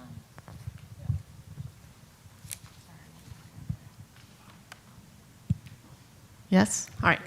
Good morning, everybody. Happy Valentine's Day. My name is Jennifer Clinton. I am the CEO of Cultural Vistas, international education and exchange organization based here in Washington and with offices in Berlin. We facilitate a wide range of exchanges in the private sector, working with companies all across the United States that bring in researchers, students, interns, trainees, and then we also work closely with government entities, including the State Department, on a wide range of professionally based experiences. And Chris Clary, the Senior Partnership Officer in ECA, or the Bureau of Educational and Cultural Affairs, in the Public-Private Partnership Unit. I have the privilege of working for Das Mansour, who you just heard from.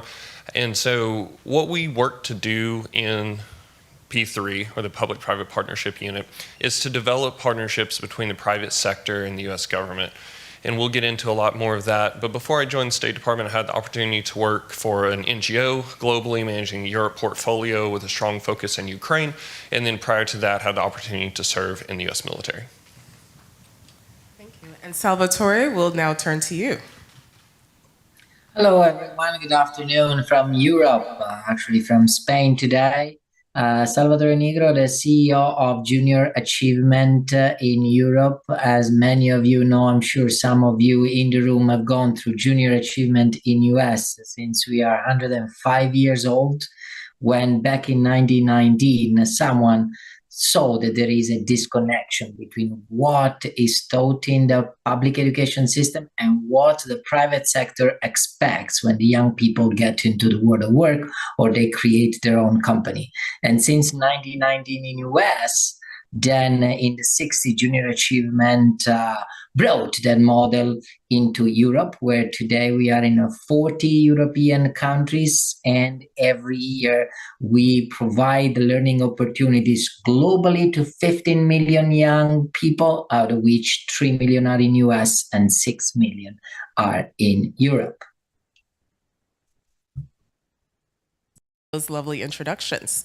So with that, we'll transition to our panel discussion, and then we will transition to audience questions. So I'd like to begin with a discussion about the importance of partnerships. So partnerships are a driving force in ensuring the success of various programs and initiatives. Now, how might collaborative partnerships with private enterprise contribute to the innovation and modernization of exchange programs between the EU and the US? Now, Jennifer, as the head of Cultural Vistas and previously leading Global Ties USA, you've seen a range of exchange programs. I'd like to begin with you. Sure. Thanks, Shanique. So what's interesting is our organization, founded over 50 years ago, was actually founded by a company. It was Bayer Corporation that had the vision of utilizing exchange programs to help foster knowledge exchange with the manufacturing sector between Germany and the United States. And since then, we've really maintained a very keen eye on working in close partnership with the private sector, recognizing that innovation has no borders. Innovation is really reliant upon people connecting and collaborating on new ideas. And so we have been focusing on and continue to focus on leveraging private sector corporate relationships that really rely on global mobility, talent mobility, and people going across borders, particularly in the US-EU context. to identify solutions to big problems.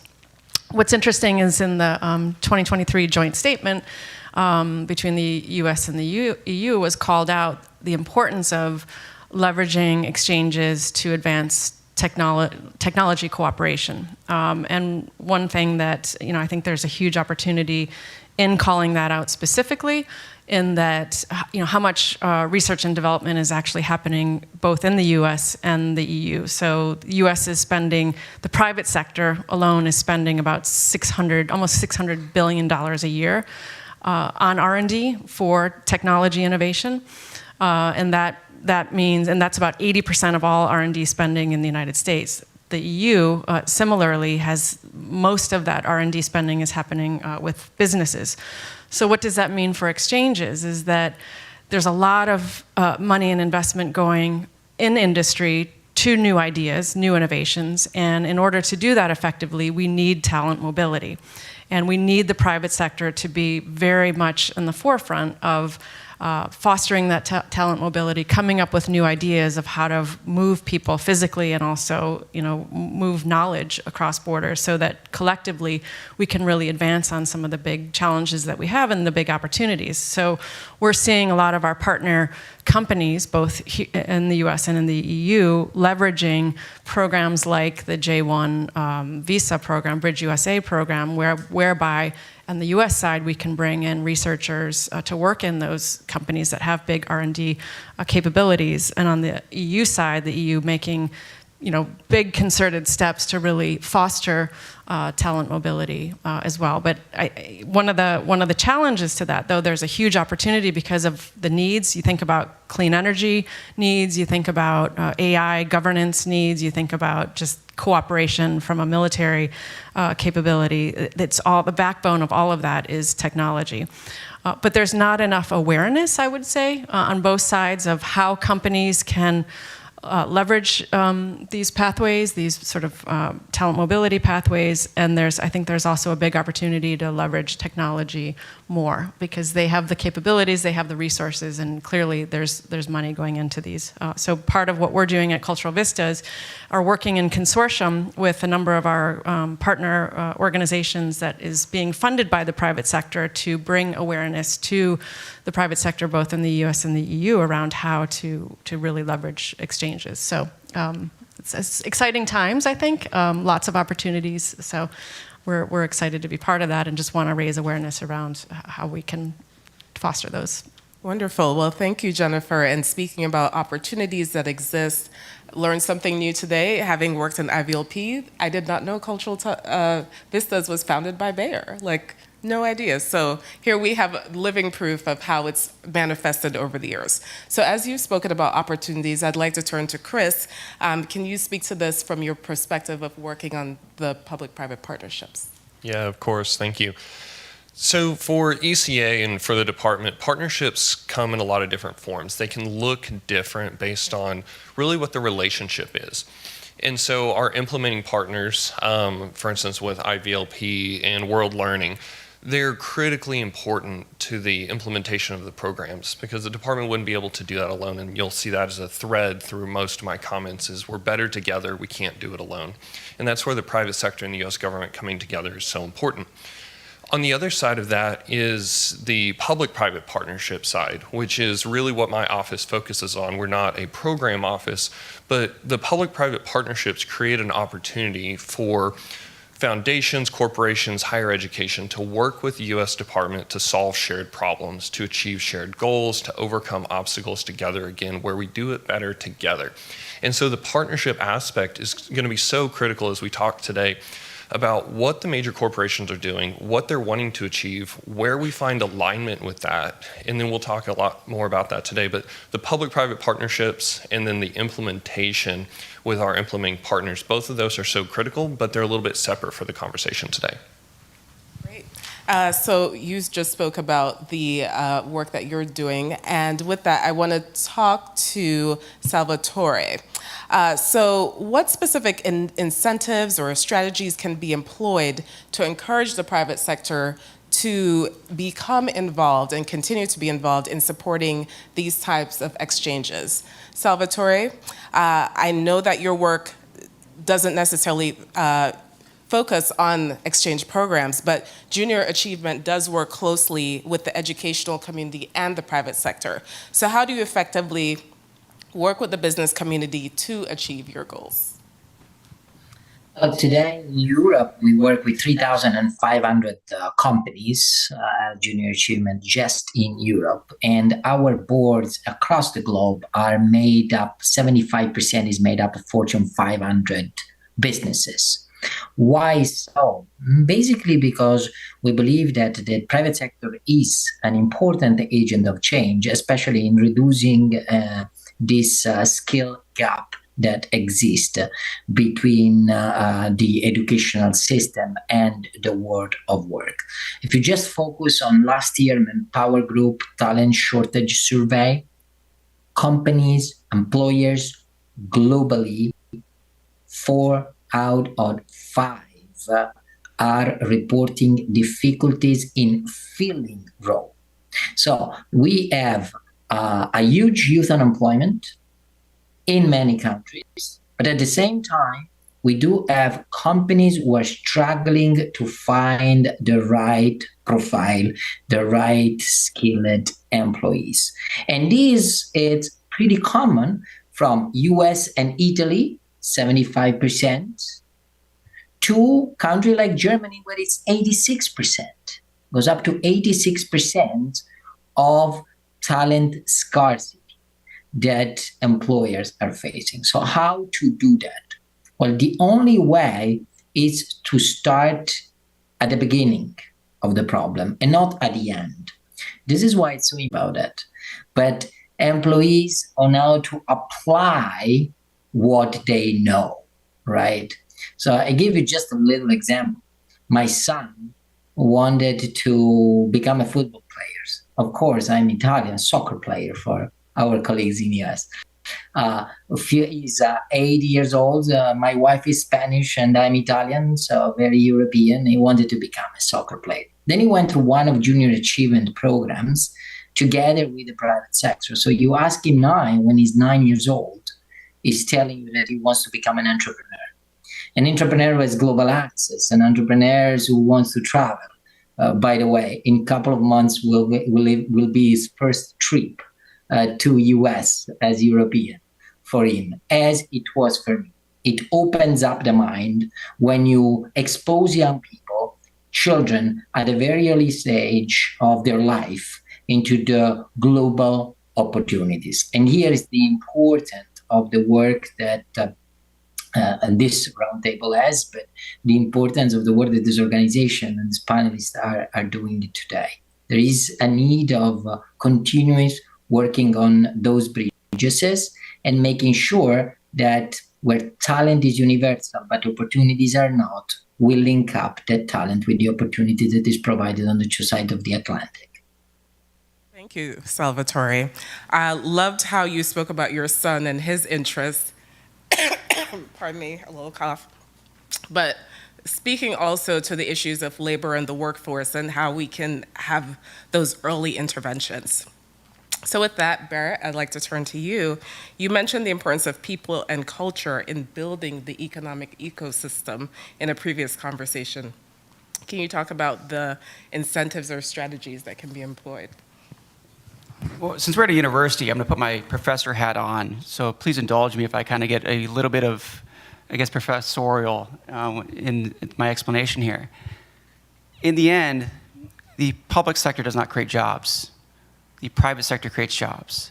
But the public sector creates the conditions for the private sector to thrive, to live, to grow, to do all these innovative things we're talking about. And in the end, you need certain things or assets or opportunities. I call them ingredients or economic ingredients. And Paul Romer also calls them economic ingredients as well, the Nobel Prize winner for a few years back. So we talk about these ingredients to form its economic development policies that the private sector needs. So let's step back and talk about what economic development really is. Economic development is the enhancement of the economic well-being for the private sector through things like assets, tax-based enhancements, improving the quality of life, etc. But one thing stands for sure, that we need to have the openness, the transparency, the ability to look across cultures to drive that opportunity. So when you look at that, these assets are kind of like Maslow's hierarchy of needs. You know, we have basic infrastructure like roads and water, sewer at the bottom. And a little further up, we're talking about broadband. You know, we can't do much without cell phones today. Is there broadband? The next level up is maybe the research innovation engines, like universities like Georgetown that we're here. You know, all the research they're doing is driving next generation thought. Access to markets, access to capital. And these are these bricks in this economic ecosystem. But one thing that holds that together is people and culture. And you cannot have a house without a good foundation. You cannot have a good ecosystem without these mortar pulling those bricks together. So I call these ingredients, and so does Paul Romer. And he says, we need to be in a new economy, we need to start cooking better with these new ingredients. And exchanges are that piece that holds everything together, that pantry that holds those people and culture pieces. So when you look at exchange programs, this instrument, that ecosystem, is not as a complement, but is a uniting factor, the vital elements of society. How we live, how we talk, how we drive, how we, you know, you talked about Italy and your family is Spanish, and there's different cultures there, but we can understand each other through exchange programs. These exchanges, though, form as a catalyst for innovation, enabling individuals from around the world to be a little bit more open, a little bit more transparent, allow varying backgrounds to come together and share those knowledge, share those challenges, and work to a simpler, more competitive environment. So these exchanges are not merely diplomatic endeavors, but they're the building blocks for a robust global workforce, equipping individuals with the right skills, the right insights, and most importantly, they're equipping the world with a little better place because we all start thinking and understanding each other. Great, thank you. Chris, we'll turn to you. I'll just kind of build on a little bit of what was shared. You know, in an early conversation we had with a corporate partner, when we sat down, we said, why are you interested in working with us? What are you hoping to get out of this through working with the department? They said, we want engineers, we need leaders. And to kind of talk about, you know, the ingredients of what brings together and what creates jobs, they were looking to us to be that partner in that endeavor. By having, you know, shared goals that we're hoping to accomplish together, then again, they needed the engineers, and there's exchange programs and upskilling and things of that nature that can help move that along. But what they needed were the leaders. And we heard in the last panel about the importance of the alumni networks, and that the State Department has you know, close to 2 million alumni in our alumni networks. And so when you look at that, of the future leaders from around the world that are connected together, then when you talk about companies that are global, an economy that's global, those are really the things that they're looking for. And when we work together, we can do it better. Great. So you all have highlighted several key topics, such as the interventions earlier on to help with workforce development. You've spoken about the importance of innovation and the importance of partnerships. So with that, continuing the innovation conversation, how would you respond to how can the private sector's expertise in technology and digital platforms be harnessed to optimize the planning, execution, and impact assessment of transatlantic exchange initiatives? Jennifer, I'd like to start with you. Thanks. I want to give two examples that are actually in the works right now, or that have already been piloted. So the European Union has a platform called Euraccess, and so sort of on the topic of connecting up companies that need talent in the engineering and the STEM fields, particularly to meet their research and development needs. This is a platform that the EU developed that really is sort of a matchmaking platform where companies can go in, post their research opportunities and find people throughout the European Union that want to work in those. And it's actually a really great tool. I know it was developed by the EU. I think if it was maybe more investment by the private sector, it could be even more powerful, but I think it's a really good start. But it's only going to be effective if the European Union and private sector are working together to foster those connections and do it in a digital way. On the U.S. side, we're actually replicating through a partnership that we have with a larger foundation that is helping us build that on the United States side, whereby we can sort of replicate that model and have a digital platform that is relying on private sector dollars. It's relying on technology that the private sector is providing, and it's a place whereby researchers, engineers, and companies can find each other to spur that innovation that we've been talking about. So it's pretty exciting, and I think there's a lot that we can continue to learn and integrate from best practices with respect to utilization of technology, and those are just two examples. Well, thank you for sharing. Microphone. Thank you for talking. And the antennas on your car, and now we've got our entire computer in our hand. That computer is more powerful than the computer that was in the Apollo spacecraft going to the moon. So when you look at the speed of technology, how can we look at adapting and adopting technology to facilitate that information gathering, the information exchange between people, that innovation and exchange programs to saying, hey, this individual wants to come here, we want to do this on time, we want to get this on, through the system, we want to move that speed in terms of getting on board, but also to make sure they're in touch. And most importantly with technology is, I guarantee everybody here, and I won't say everybody, but almost everybody here has got a social media account. And you're keeping in touch with individuals that you probably didn't think of many, many years ago. That's a change that we have. So when you host exchange visitors, particularly students, au pairs, professors, you're able to keep in touch with them a little bit longer now. And that strength of a weak tie, I'll talk about weak ties here in a second, makes the world go round because you now have somebody to reach out to. And technology is a way to keep in touch. Thank you. So another question, this for you, Salvatore. In what ways can public-private partnerships be structured to ensure it's mutually beneficial and guaranteeing longevity in the context of the work that you do with JA Europe and EU-U.S. exchange programs? The first thing is that there is no other solutions.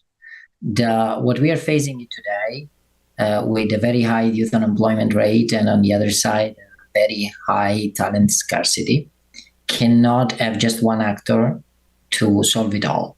It does require a public-private partnerships. So if we look from the private sector sides today, cross-border teams, companies continue, and 55% of the ones surveyed, as I just mentioned, by Manpower Group globally, 55% of employers are willing to hire outside their border for talent. They are willing to hire outside their border for talent. They're recognizing they cannot find those talents inside. Now, the role of the public sector in this case is to facilitate the fact that companies can also hire the talent outside. Technology today helps, and we saw it after the pandemic, that we have talent all over, in urban areas, in rural areas, just if they have a connection through internet. The issue is, how do we facilitate the fact that companies could hire even in other countries and remotely? In order to do so, not only we need to reduce the barrier, and that's the role of the public sector, reduce the barrier for employers to hire for a specific skill set also beyond their borders, but also create incentives. So from one side, you reduce the obstacles.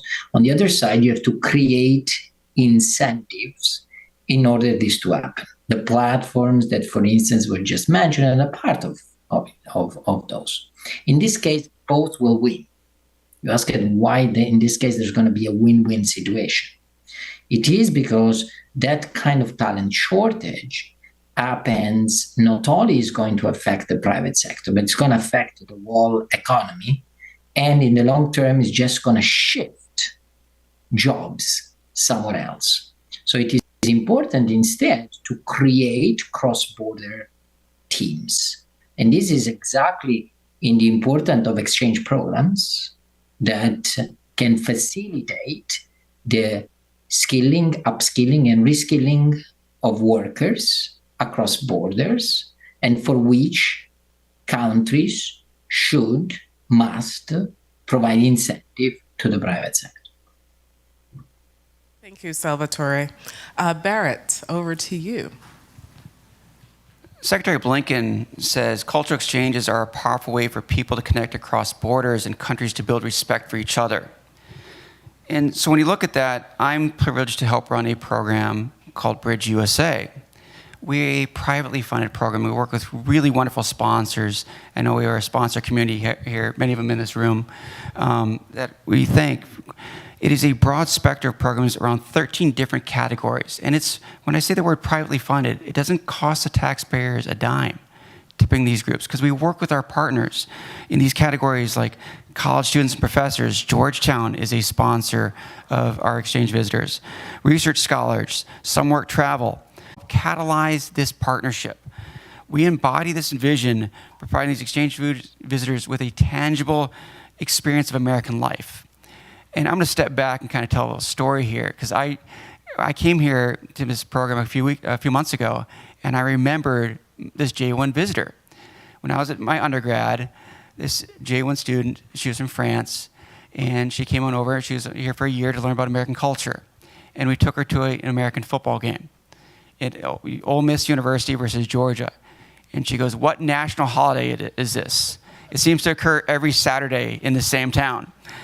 And we said, "No, it's American football, college football." So that simple piece of understanding American college football resonates today. And now she's actually in the European Union and does major research for European companies. So I still keep in touch with her. And that's, I won't say how many decades ago that was, but that left an imprint on me and left an imprint on her. So that was a Bridge USA program many, many decades ago that is still I work with now, and she is working in the private sector. So these various exchanges enhance entrepreneurial activities, exposure to businesses, exposure to best practices, consumer opens up new markets, and overall it provides everybody in these exchange programs a global orientation of working together, private sector, public sector, working together for a long-term investment in our future.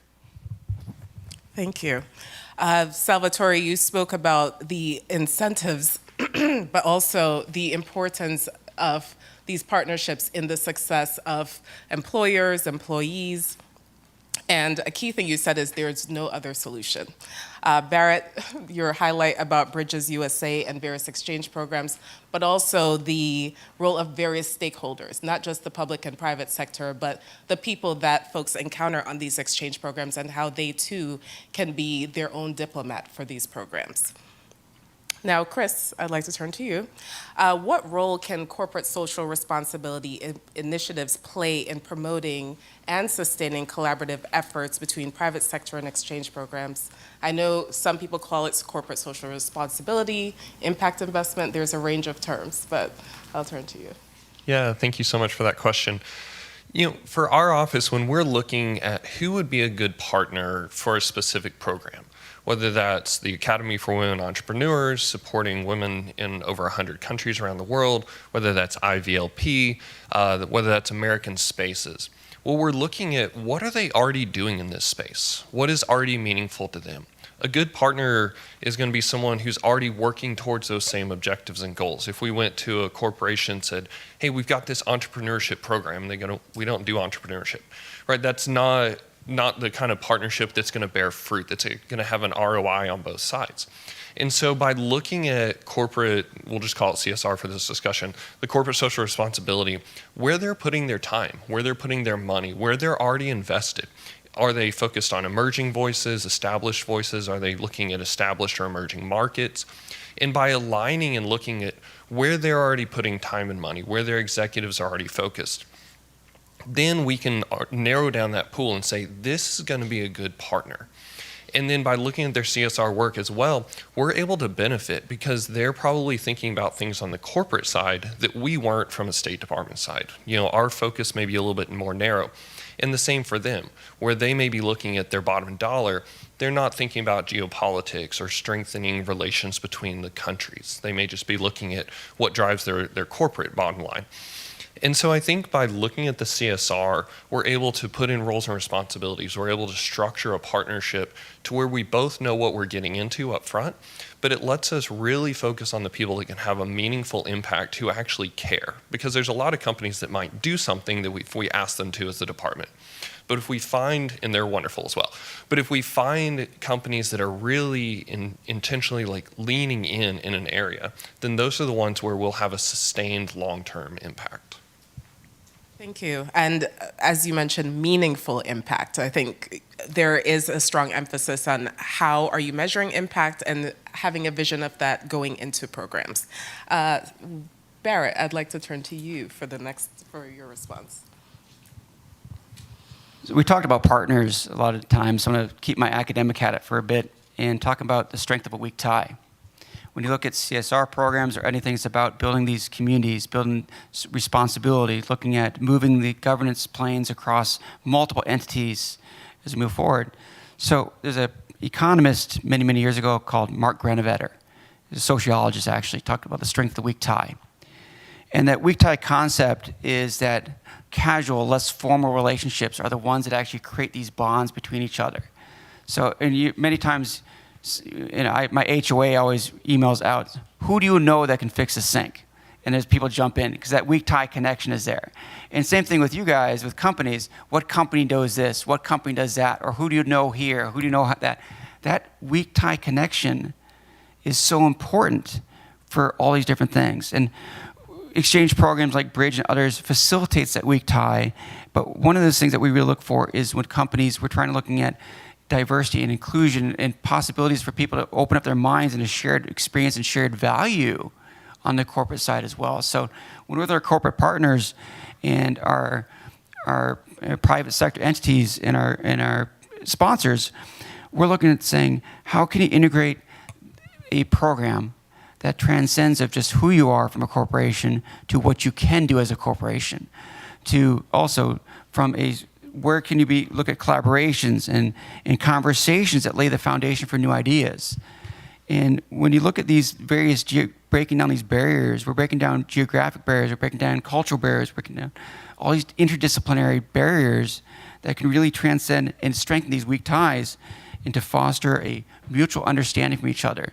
So when the end to look at CSR or DEIA or other avenues, it's all about looking at painting a picture that includes the different colors, but most importantly, these colors are part of these weak ties that make us better together.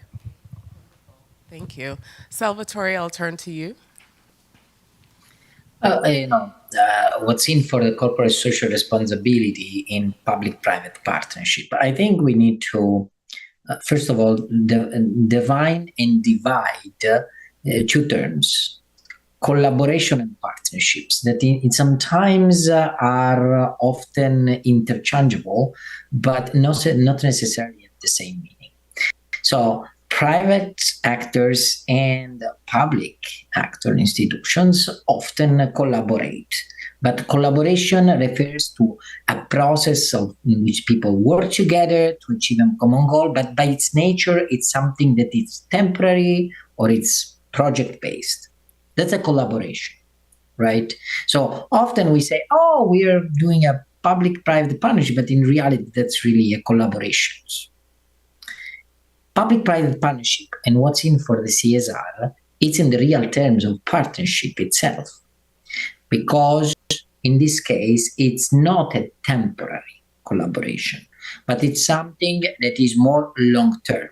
Often even engage with the legal agreement between the two parties. But if we extrapolate at a broader level, it is a long-term goal And in this case, it is for the private sector, in this case for the corporate, the CSR department or the CSR strategy of a company, to leave behind something in the community in which the private sector is operating.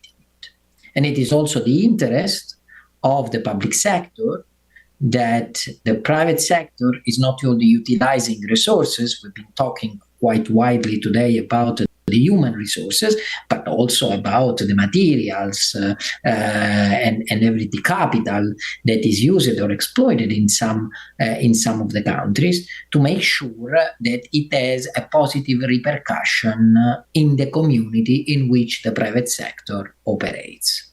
So I think if we really look at the term partnership in this case, it's a win-win situation again. If you're looking long term, what do you want to leave behind by creating those exchange programs? What do you want to really leave behind, especially in the new generation that could open up their mind?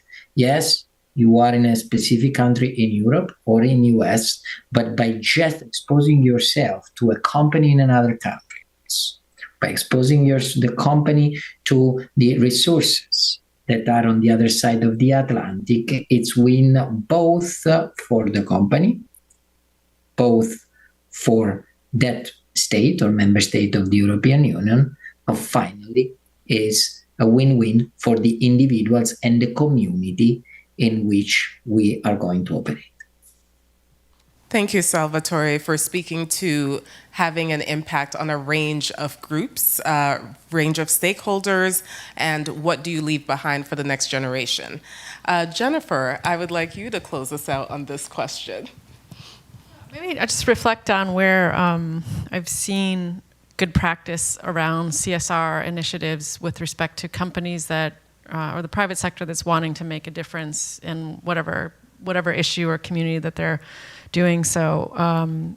Where we've sort of seen success on that is where there's a spirit of sort of co-creation, where it's not an entity that's saying, I want to solve this thing and I want to do it my way so that I can get good marketing benefits from it. But it's really like partnering with the entities that are beneficiaries of whatever effort it is, and really understanding the problem from their perspective, and co-creating a solution that is really what has been talked about as a win-win solution. And where I've seen the corporate sector do that well, it takes more time, it takes more thought and sort of listening to really come up with solutions that are going to be that win in that win-win space for both entities.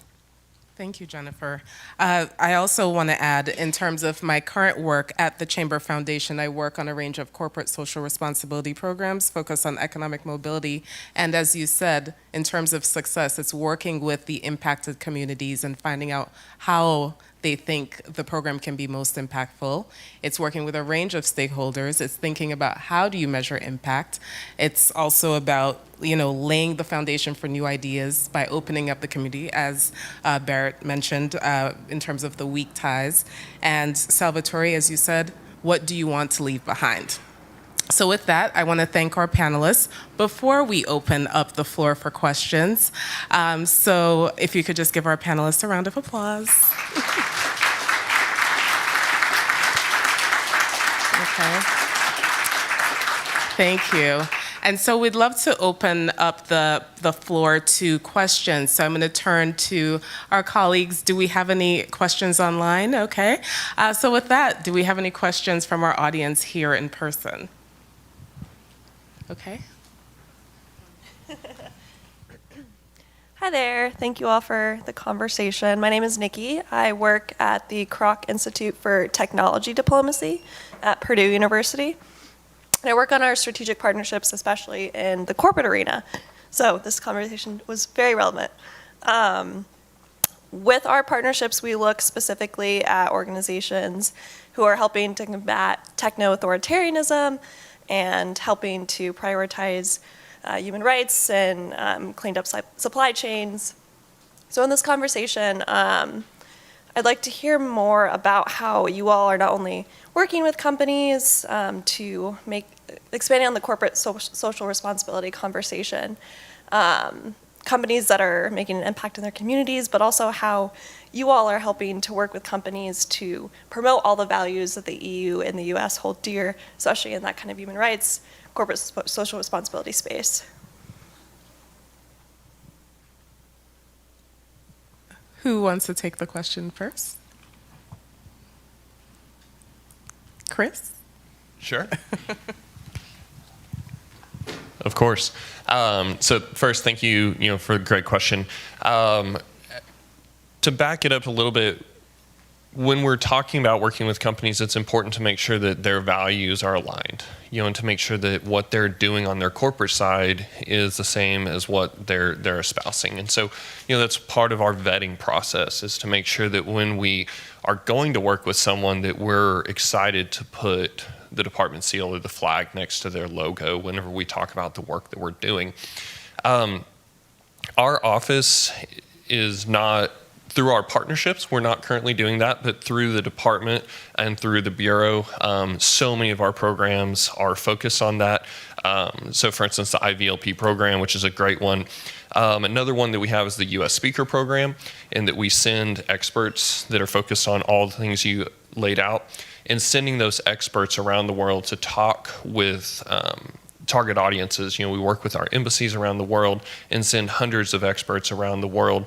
And all of those experts are coming from either corporations, universities, foundations, where they're the experts on that. And so I think that those are, again, it's not the same kind of a partnership, but it's more of the collaboration of where we're working in those countries with the local governments, with the national government, with the U.S. embassies, to send those experts to really speak into those communities. Thank you, Chris. Barrett, would you like to exchange programs around the world? Of that, to promote the innovative ecosystem model about the companies and keeping them competitive and keeping them driving, 88 Nobel Prize winners have come through our exchange programs. And when you look at, on top of that, how to create open and transparent and pro-democratic environments in governments around the world, over 600 current and former global leaders have participated in our exchange programs. So we may not be doing it directly, but those individuals from 20 years ago that took part in as a student or a camp counselor or as an au pair, or they're currently doing it as a professor or part of our ILVP program are going to be somebody, or already are somebody, who can influence that pro-European, pro-US model for the world. Thank you. And thank you for that question. Any additional questions? Yes. Hi. Thank you all. My name is Kevin Massatelli. I work on Fulbright programs, and I have a question that's somewhat open-ended, but I'm interested in hearing all of the panelists' perspective. If you had 4 extra hours in your workday, 4 good hours, where would you put them in terms of strengthening transatlantic partnerships? Okay, Jennifer, do you want to take that one to start? I think it would be spending more time listening and sort of reaching out to our partners to understand sort of what their challenges are, what they, how we might be able to support them, so that we're focusing energies around solutions that are identified problems versus what I think we all just spend a lot of time on is like doing work, and not so much like stepping back and really understanding what our partners, our clients, what their needs are, sort of where they're going. So I would do more of that. Thank you. Barrett? I have small children at home, so if I take those 4 hours, I'm asleep. So, no, I'd probably spend those 4 hours is looking at new cultures that I haven't experienced yet. Understanding small populations that we don't touch very often or that we don't think about touching. I grew up on the Canadian border, and when my folks moved us when I was a teenager to the coldest part of the United States to probably one of the warmest, from North Dakota to Florida. And from North Dakota, where you say, don't you know, to y'all in the Panhandle of Florida. That culture I would have never experienced unless I made that move. And by looking at these small pockets where I was growing up, I spent time with Lakota Sioux, I spent time with the tribes, then that provided me an idea that many of people don't have. So I would spend 4 hours understanding not just big populations in Europe, but the small communities, the small places that you can actually understand different ideas, different thoughts, and a different way of looking at things. Thank you. Salvatore, what are your thoughts on that question? Over the 4 hours, I was just Googling randomly, a small village in U.S., come out Beaufort in South Carolina. I have no idea where is that, but I say, what I'm going to do is taking a young person from Beaufort to just job shadowing me for the activities that I normally do here in Europe while traveling 84 days across 42 European countries to open up his mind about cultural differences, things that we have in common, and hopefully one day this person will take my job. Wonderful. And Chris, what would you do with these magical 4 hours? Yeah, it's a wonderful question. For me, I think what I would really do is spend the time with corporate America, encouraging them to sponsor exchange programs, specifically study abroad. I know from my experience, I did an independent study abroad in Kenya. It was an incredible experience. I came back a completely different person. And so if you were able to have corporate America, companies that are global, that have global footprints, sponsor these study abroad opportunities for students to go and students to come to the United States. And that could be at high school level so that you're really getting at that talent pipeline and opening their minds, or that would be at the collegiate level. Fulbright's a great example, but really the study abroad program to open students' eyes and increase their visibility. I think when you travel more, the world becomes a smaller place, and you develop friendships and relationships that will last a lifetime. So that's what I would do with the 4 hours. Thank you for that question, and thank you for your responses. It sounds like everybody would take some time to listen more or go to new places so they can have those important conversations. Any additional questions? Yes. Oh.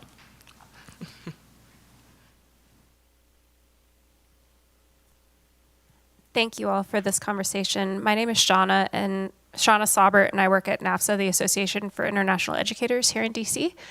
And my question is mainly looking forward. So with our current public-private partnerships arrangements, we often look at the past and we look at the present. But I wanted to ask, what do you foresee as future areas for involvement? Knowing things like the United Nations Sustainable Development Goals are literally a worldwide impetus for us all to act, but also just thinking, right now we're thinking of tech and AI, but what do you foresee as the future? Thank you. Who would like to begin? Jennifer, I'll start with you. What I'd love to see, and I think is starting now, particularly in the U.S.-EU context, is we've built this foundation of shared values. We need to do more of that, but there's a lot of need and opportunity outside of the U.S.-EU where we could be working more in partnership together to solve challenges in other parts of the world. Could be Global South, could be other areas that need our expertise. And I think, we've been so focused on just sort of that looking at each other and engaging with each other, but if we can engage together to look maybe outside of our context, I think that's where we need to go with this transatlantic relationship. Salvatore, would like to turn to you as well. Yeah, well, I'm a great believer that in order to design the future, you do have to look at your past. And the past says that the collaboration between US and the EU has achieved great things in the past. Now, we are in a huge, profound transformation of both the world of education and the world of work. For the first time, the revolution, we remember the industrial revolutions in the past, but for the first time, the generative AI revolution is threatening in a way or incentivizing to be upskilled profession and jobs for white collars. And many of those white collar jobs are in US and the EU. So if we face these revolutions alone, we will not succeed. We will today, as someone just preceded me said, we have to look also at other regions of the world, from the global south or Asia Pacific. It is significantly growing in terms of skilling people for AI and generative AI. So here, the next step and for the future are the collaborations between EU and the US. It's fundamental in the upskilling of people to see the opportunities, understanding the risk of generative AI, and make sure that the displacement of jobs that will happen will not affect those who are most vulnerable. So I think that this is something that we as leaders on the two sides of the Atlantic, we do have to take into consideration. We have to put it as a priority for our agenda and not doing it alone, but doing it in a partnership mode. Thank you, Salvatore. Chris would like to turn to you. Yeah, I mean, he said it so well. But I think it's the skilling, it's the jobs, it's backing up the talent pipeline conversation. Again, a prospective partner working in tech. And when we were having a conversation, said, what is your all's focus? What are you thinking about? What's the future? And they said, if we're talking about upskilling in high school and college, we're already behind the ball. We're already in the present when we're talking about upskilling for college students. We need to back it up. So when we talk about strengthening those ties, it's looking at what do we need to do to encourage collaboration with our partners in the EU? What do we need to do to make sure that jobs are, that people can come and study and learn, and that people from America can go and understand what the future is in each one of the countries across the EU, and understand what are we both going to need, because it's going to be different. Each country is going to have different needs, but we need to make sure that that talent pipeline, what we're planning for, that we don't get surprised by revolutions or by changes, of tech revolutions that we're like, we didn't see this coming. But I think by sharing our ideas about what each country is looking at, then we'll collectively move forward with the right upskilling plan. Over. Thank you. Barrett. So one of the things we got to look at is the value of jobs. And we talked about AI and everything. I have seen all the Terminator movies. None of the Terminator movies turn out very well. So when you think of AI, that's a problem. But jobs are two different ways of thinking about jobs. And both the European Union and the United States use what's called the Porter, Delgado, and Stern model for economic development or economic classification for jobs. Traded cluster, generally high wage, high skill. Local cluster is supporting jobs. So when you think of traded clusters, think of manufacturing or research or science. Local is going to be your barbershops or your restaurants. Without a strong traded sector, the local jobs don't exist, because the high wage, high skill jobs allow more money in the ecosystem to raise the quality of life. So when you look at the classification of traded cluster and local cluster jobs in DC, for instance, it's about 46%, 40 to 45% of high wage, high skill jobs. And not just government. You've got Fortune 500 companies here. Minneapolis, Minnesota has 21 Fortune 500 companies headquartered there. So it provides an economic stability. And with economic stability, allows the local clusters to thrive and survive.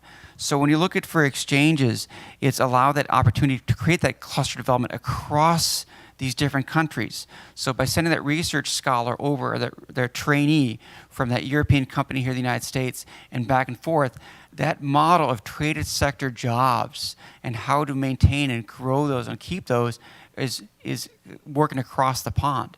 Now, when it looks at private sector capabilities, you still need those public sector assets.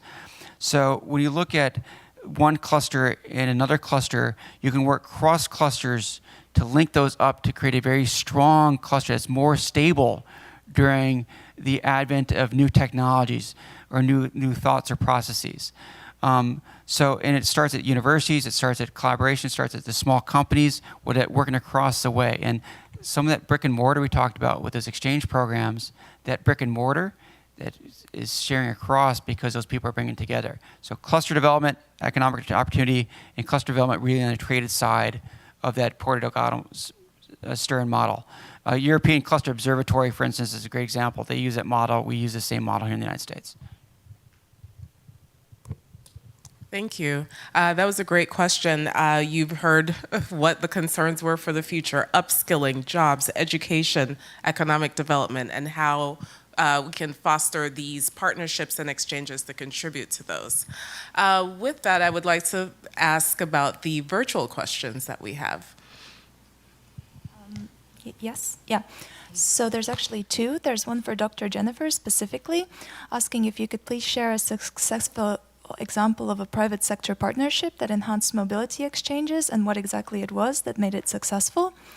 And then there is also a general question for all panelists, asking what advice you would give to companies looking to invest in or start mobility exchange programs, and how can they ensure these programs are impactful and align with their corporate social responsibility goals?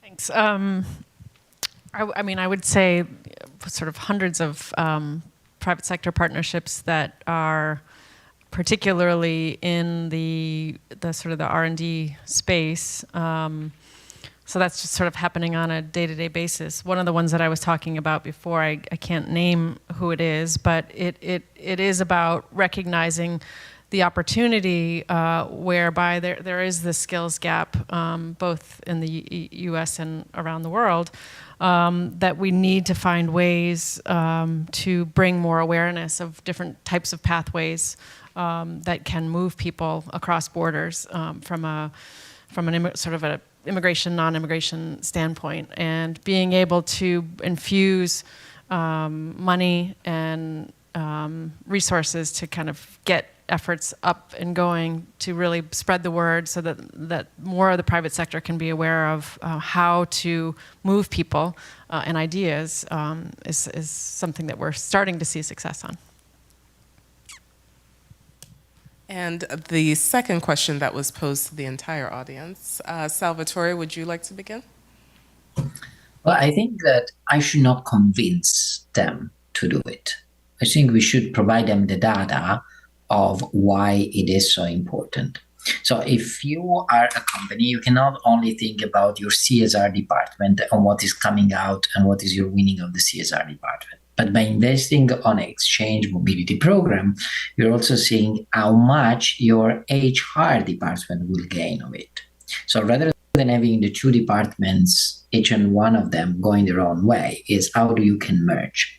So if you are able, and we are able, with a mobility exchange program to show how much time the HR department is going to save in the identification of potential candidates, in the recruitment, in the fact that those people are better performing at jobs, they are progressing on their career, and they are retained into the job because that company gives them an opportunity even to leave their countries and work in a different countries, or to be recruited remotely. Then we show that data out there, the company as a whole would benefit from.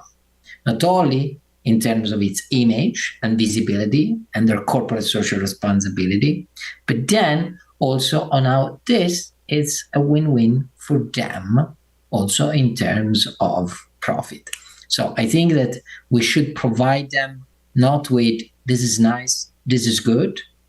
Yes, it's good for society. Yes, it's good for building bridges, but it has also a profound economic return that hopefully then they can invest into additional CSR activities. Thank you, Salvatore. Chris, you. Yeah, it's a great question.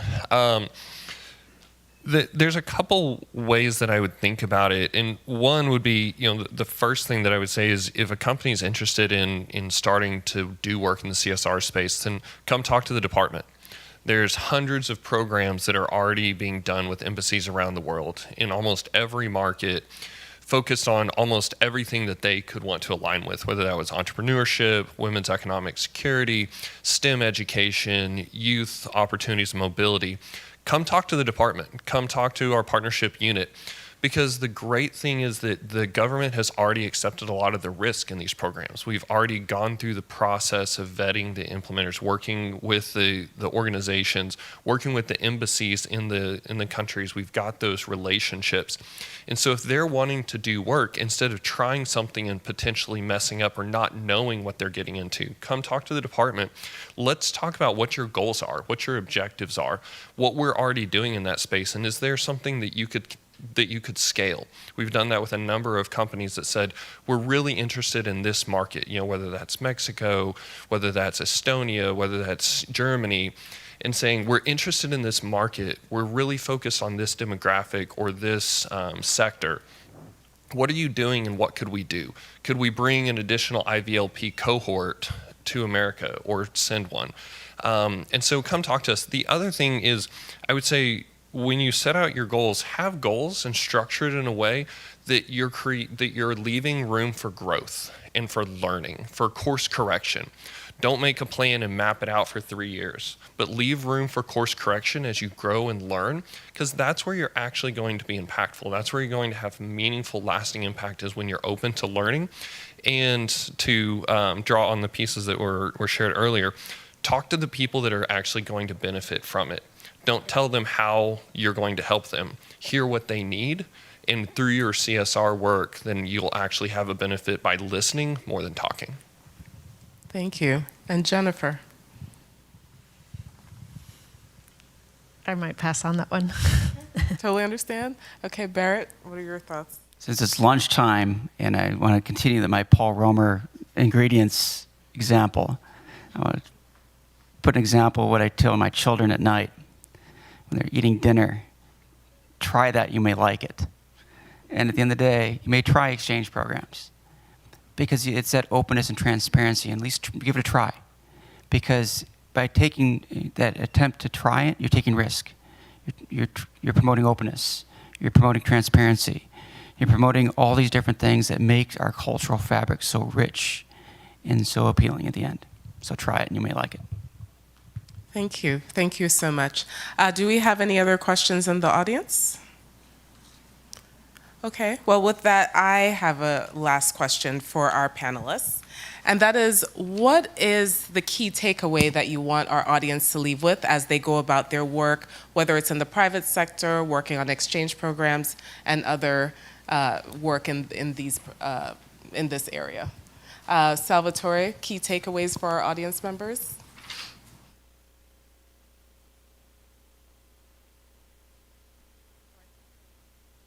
Sorry, I was on mute.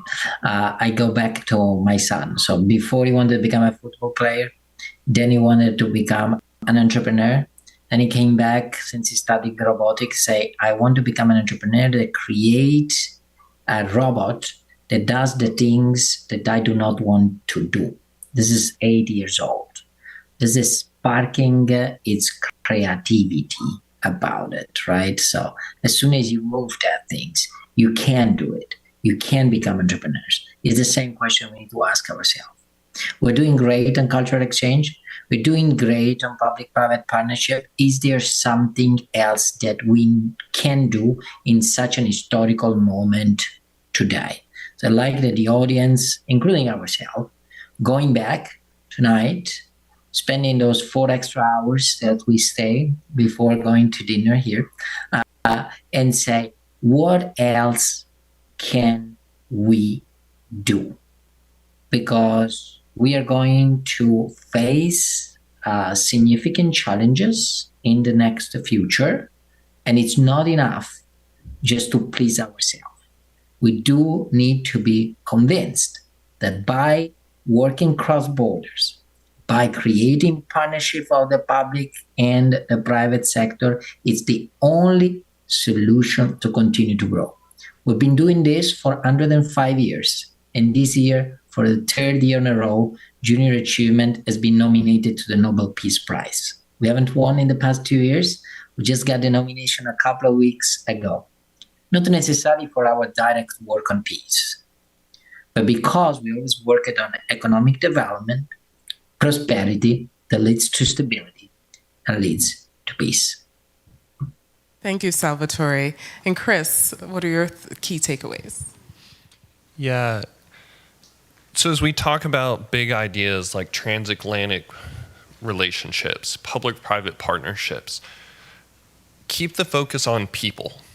People are what drive all of these things. So when we're talking about a 30,000-foot idea, remember that the lives changed are going to be what help us get to that objective. Jennifer? I would say think about exchanges as a means to an end, and focus on what is the end result, whether it's stronger relationships on AI governance as an example, and utilize exchanges as a way to get there. I think often we get into the space of the exchanges are an end, not necessarily the tool to arrive at a desired state. So that's what I would say. Thank you. Barrett, what are your thoughts? I'll keep it short. And at the end, exchange programs is never saying goodbye. It's always, we'll see you soon. And hopefully we'll see all of you soon. Wow, okay. Well, thank you so much. Thank you so much, Salvatore, Chris, Jennifer, and Barrett for this great discussion. And thank you all to our audience members who joined us virtually and in person. I think, your key takeaways as you're leaving here today, of course, remembering that exchanges can be a tool for problem solving. What are the problems that are on the forefront, and how can we exchange ideas in addition to the people-to-people exchanges that are a part of this. Of course, always remembering to focus on the people and the communities that make up the foundation of this work, and remember that exchanges can be a tool in accomplishing a goal. And of course, alumni networks and the importance of that. So see you soon, as Barrett shared. So thank you to everyone who's joined us today.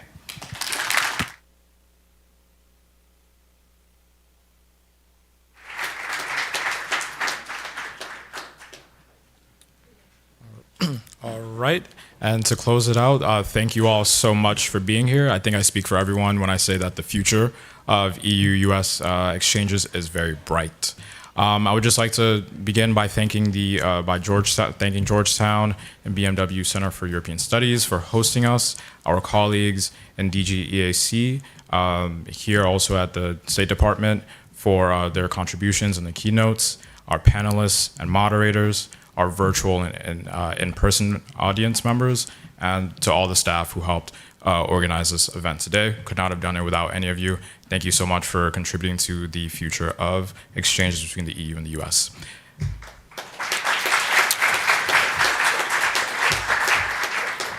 And then now some housekeeping notes. So this was just the first part of our event. So we're going to transition to the second part, which is a reception, which will be in another location, which my colleague Sergio in the back will help guide you to. Also on that route, you will find some wonderful interns with EU hats who will guide you along the way. Please join us for a nice European-style lunch where our newly appointed ambassador, Jovita Nelipsiene, will address the audience, followed by some alumni testimonials from participants in prior EU-U.S. exchange programs. Thank you, and I hope to see you all soon for some lunch.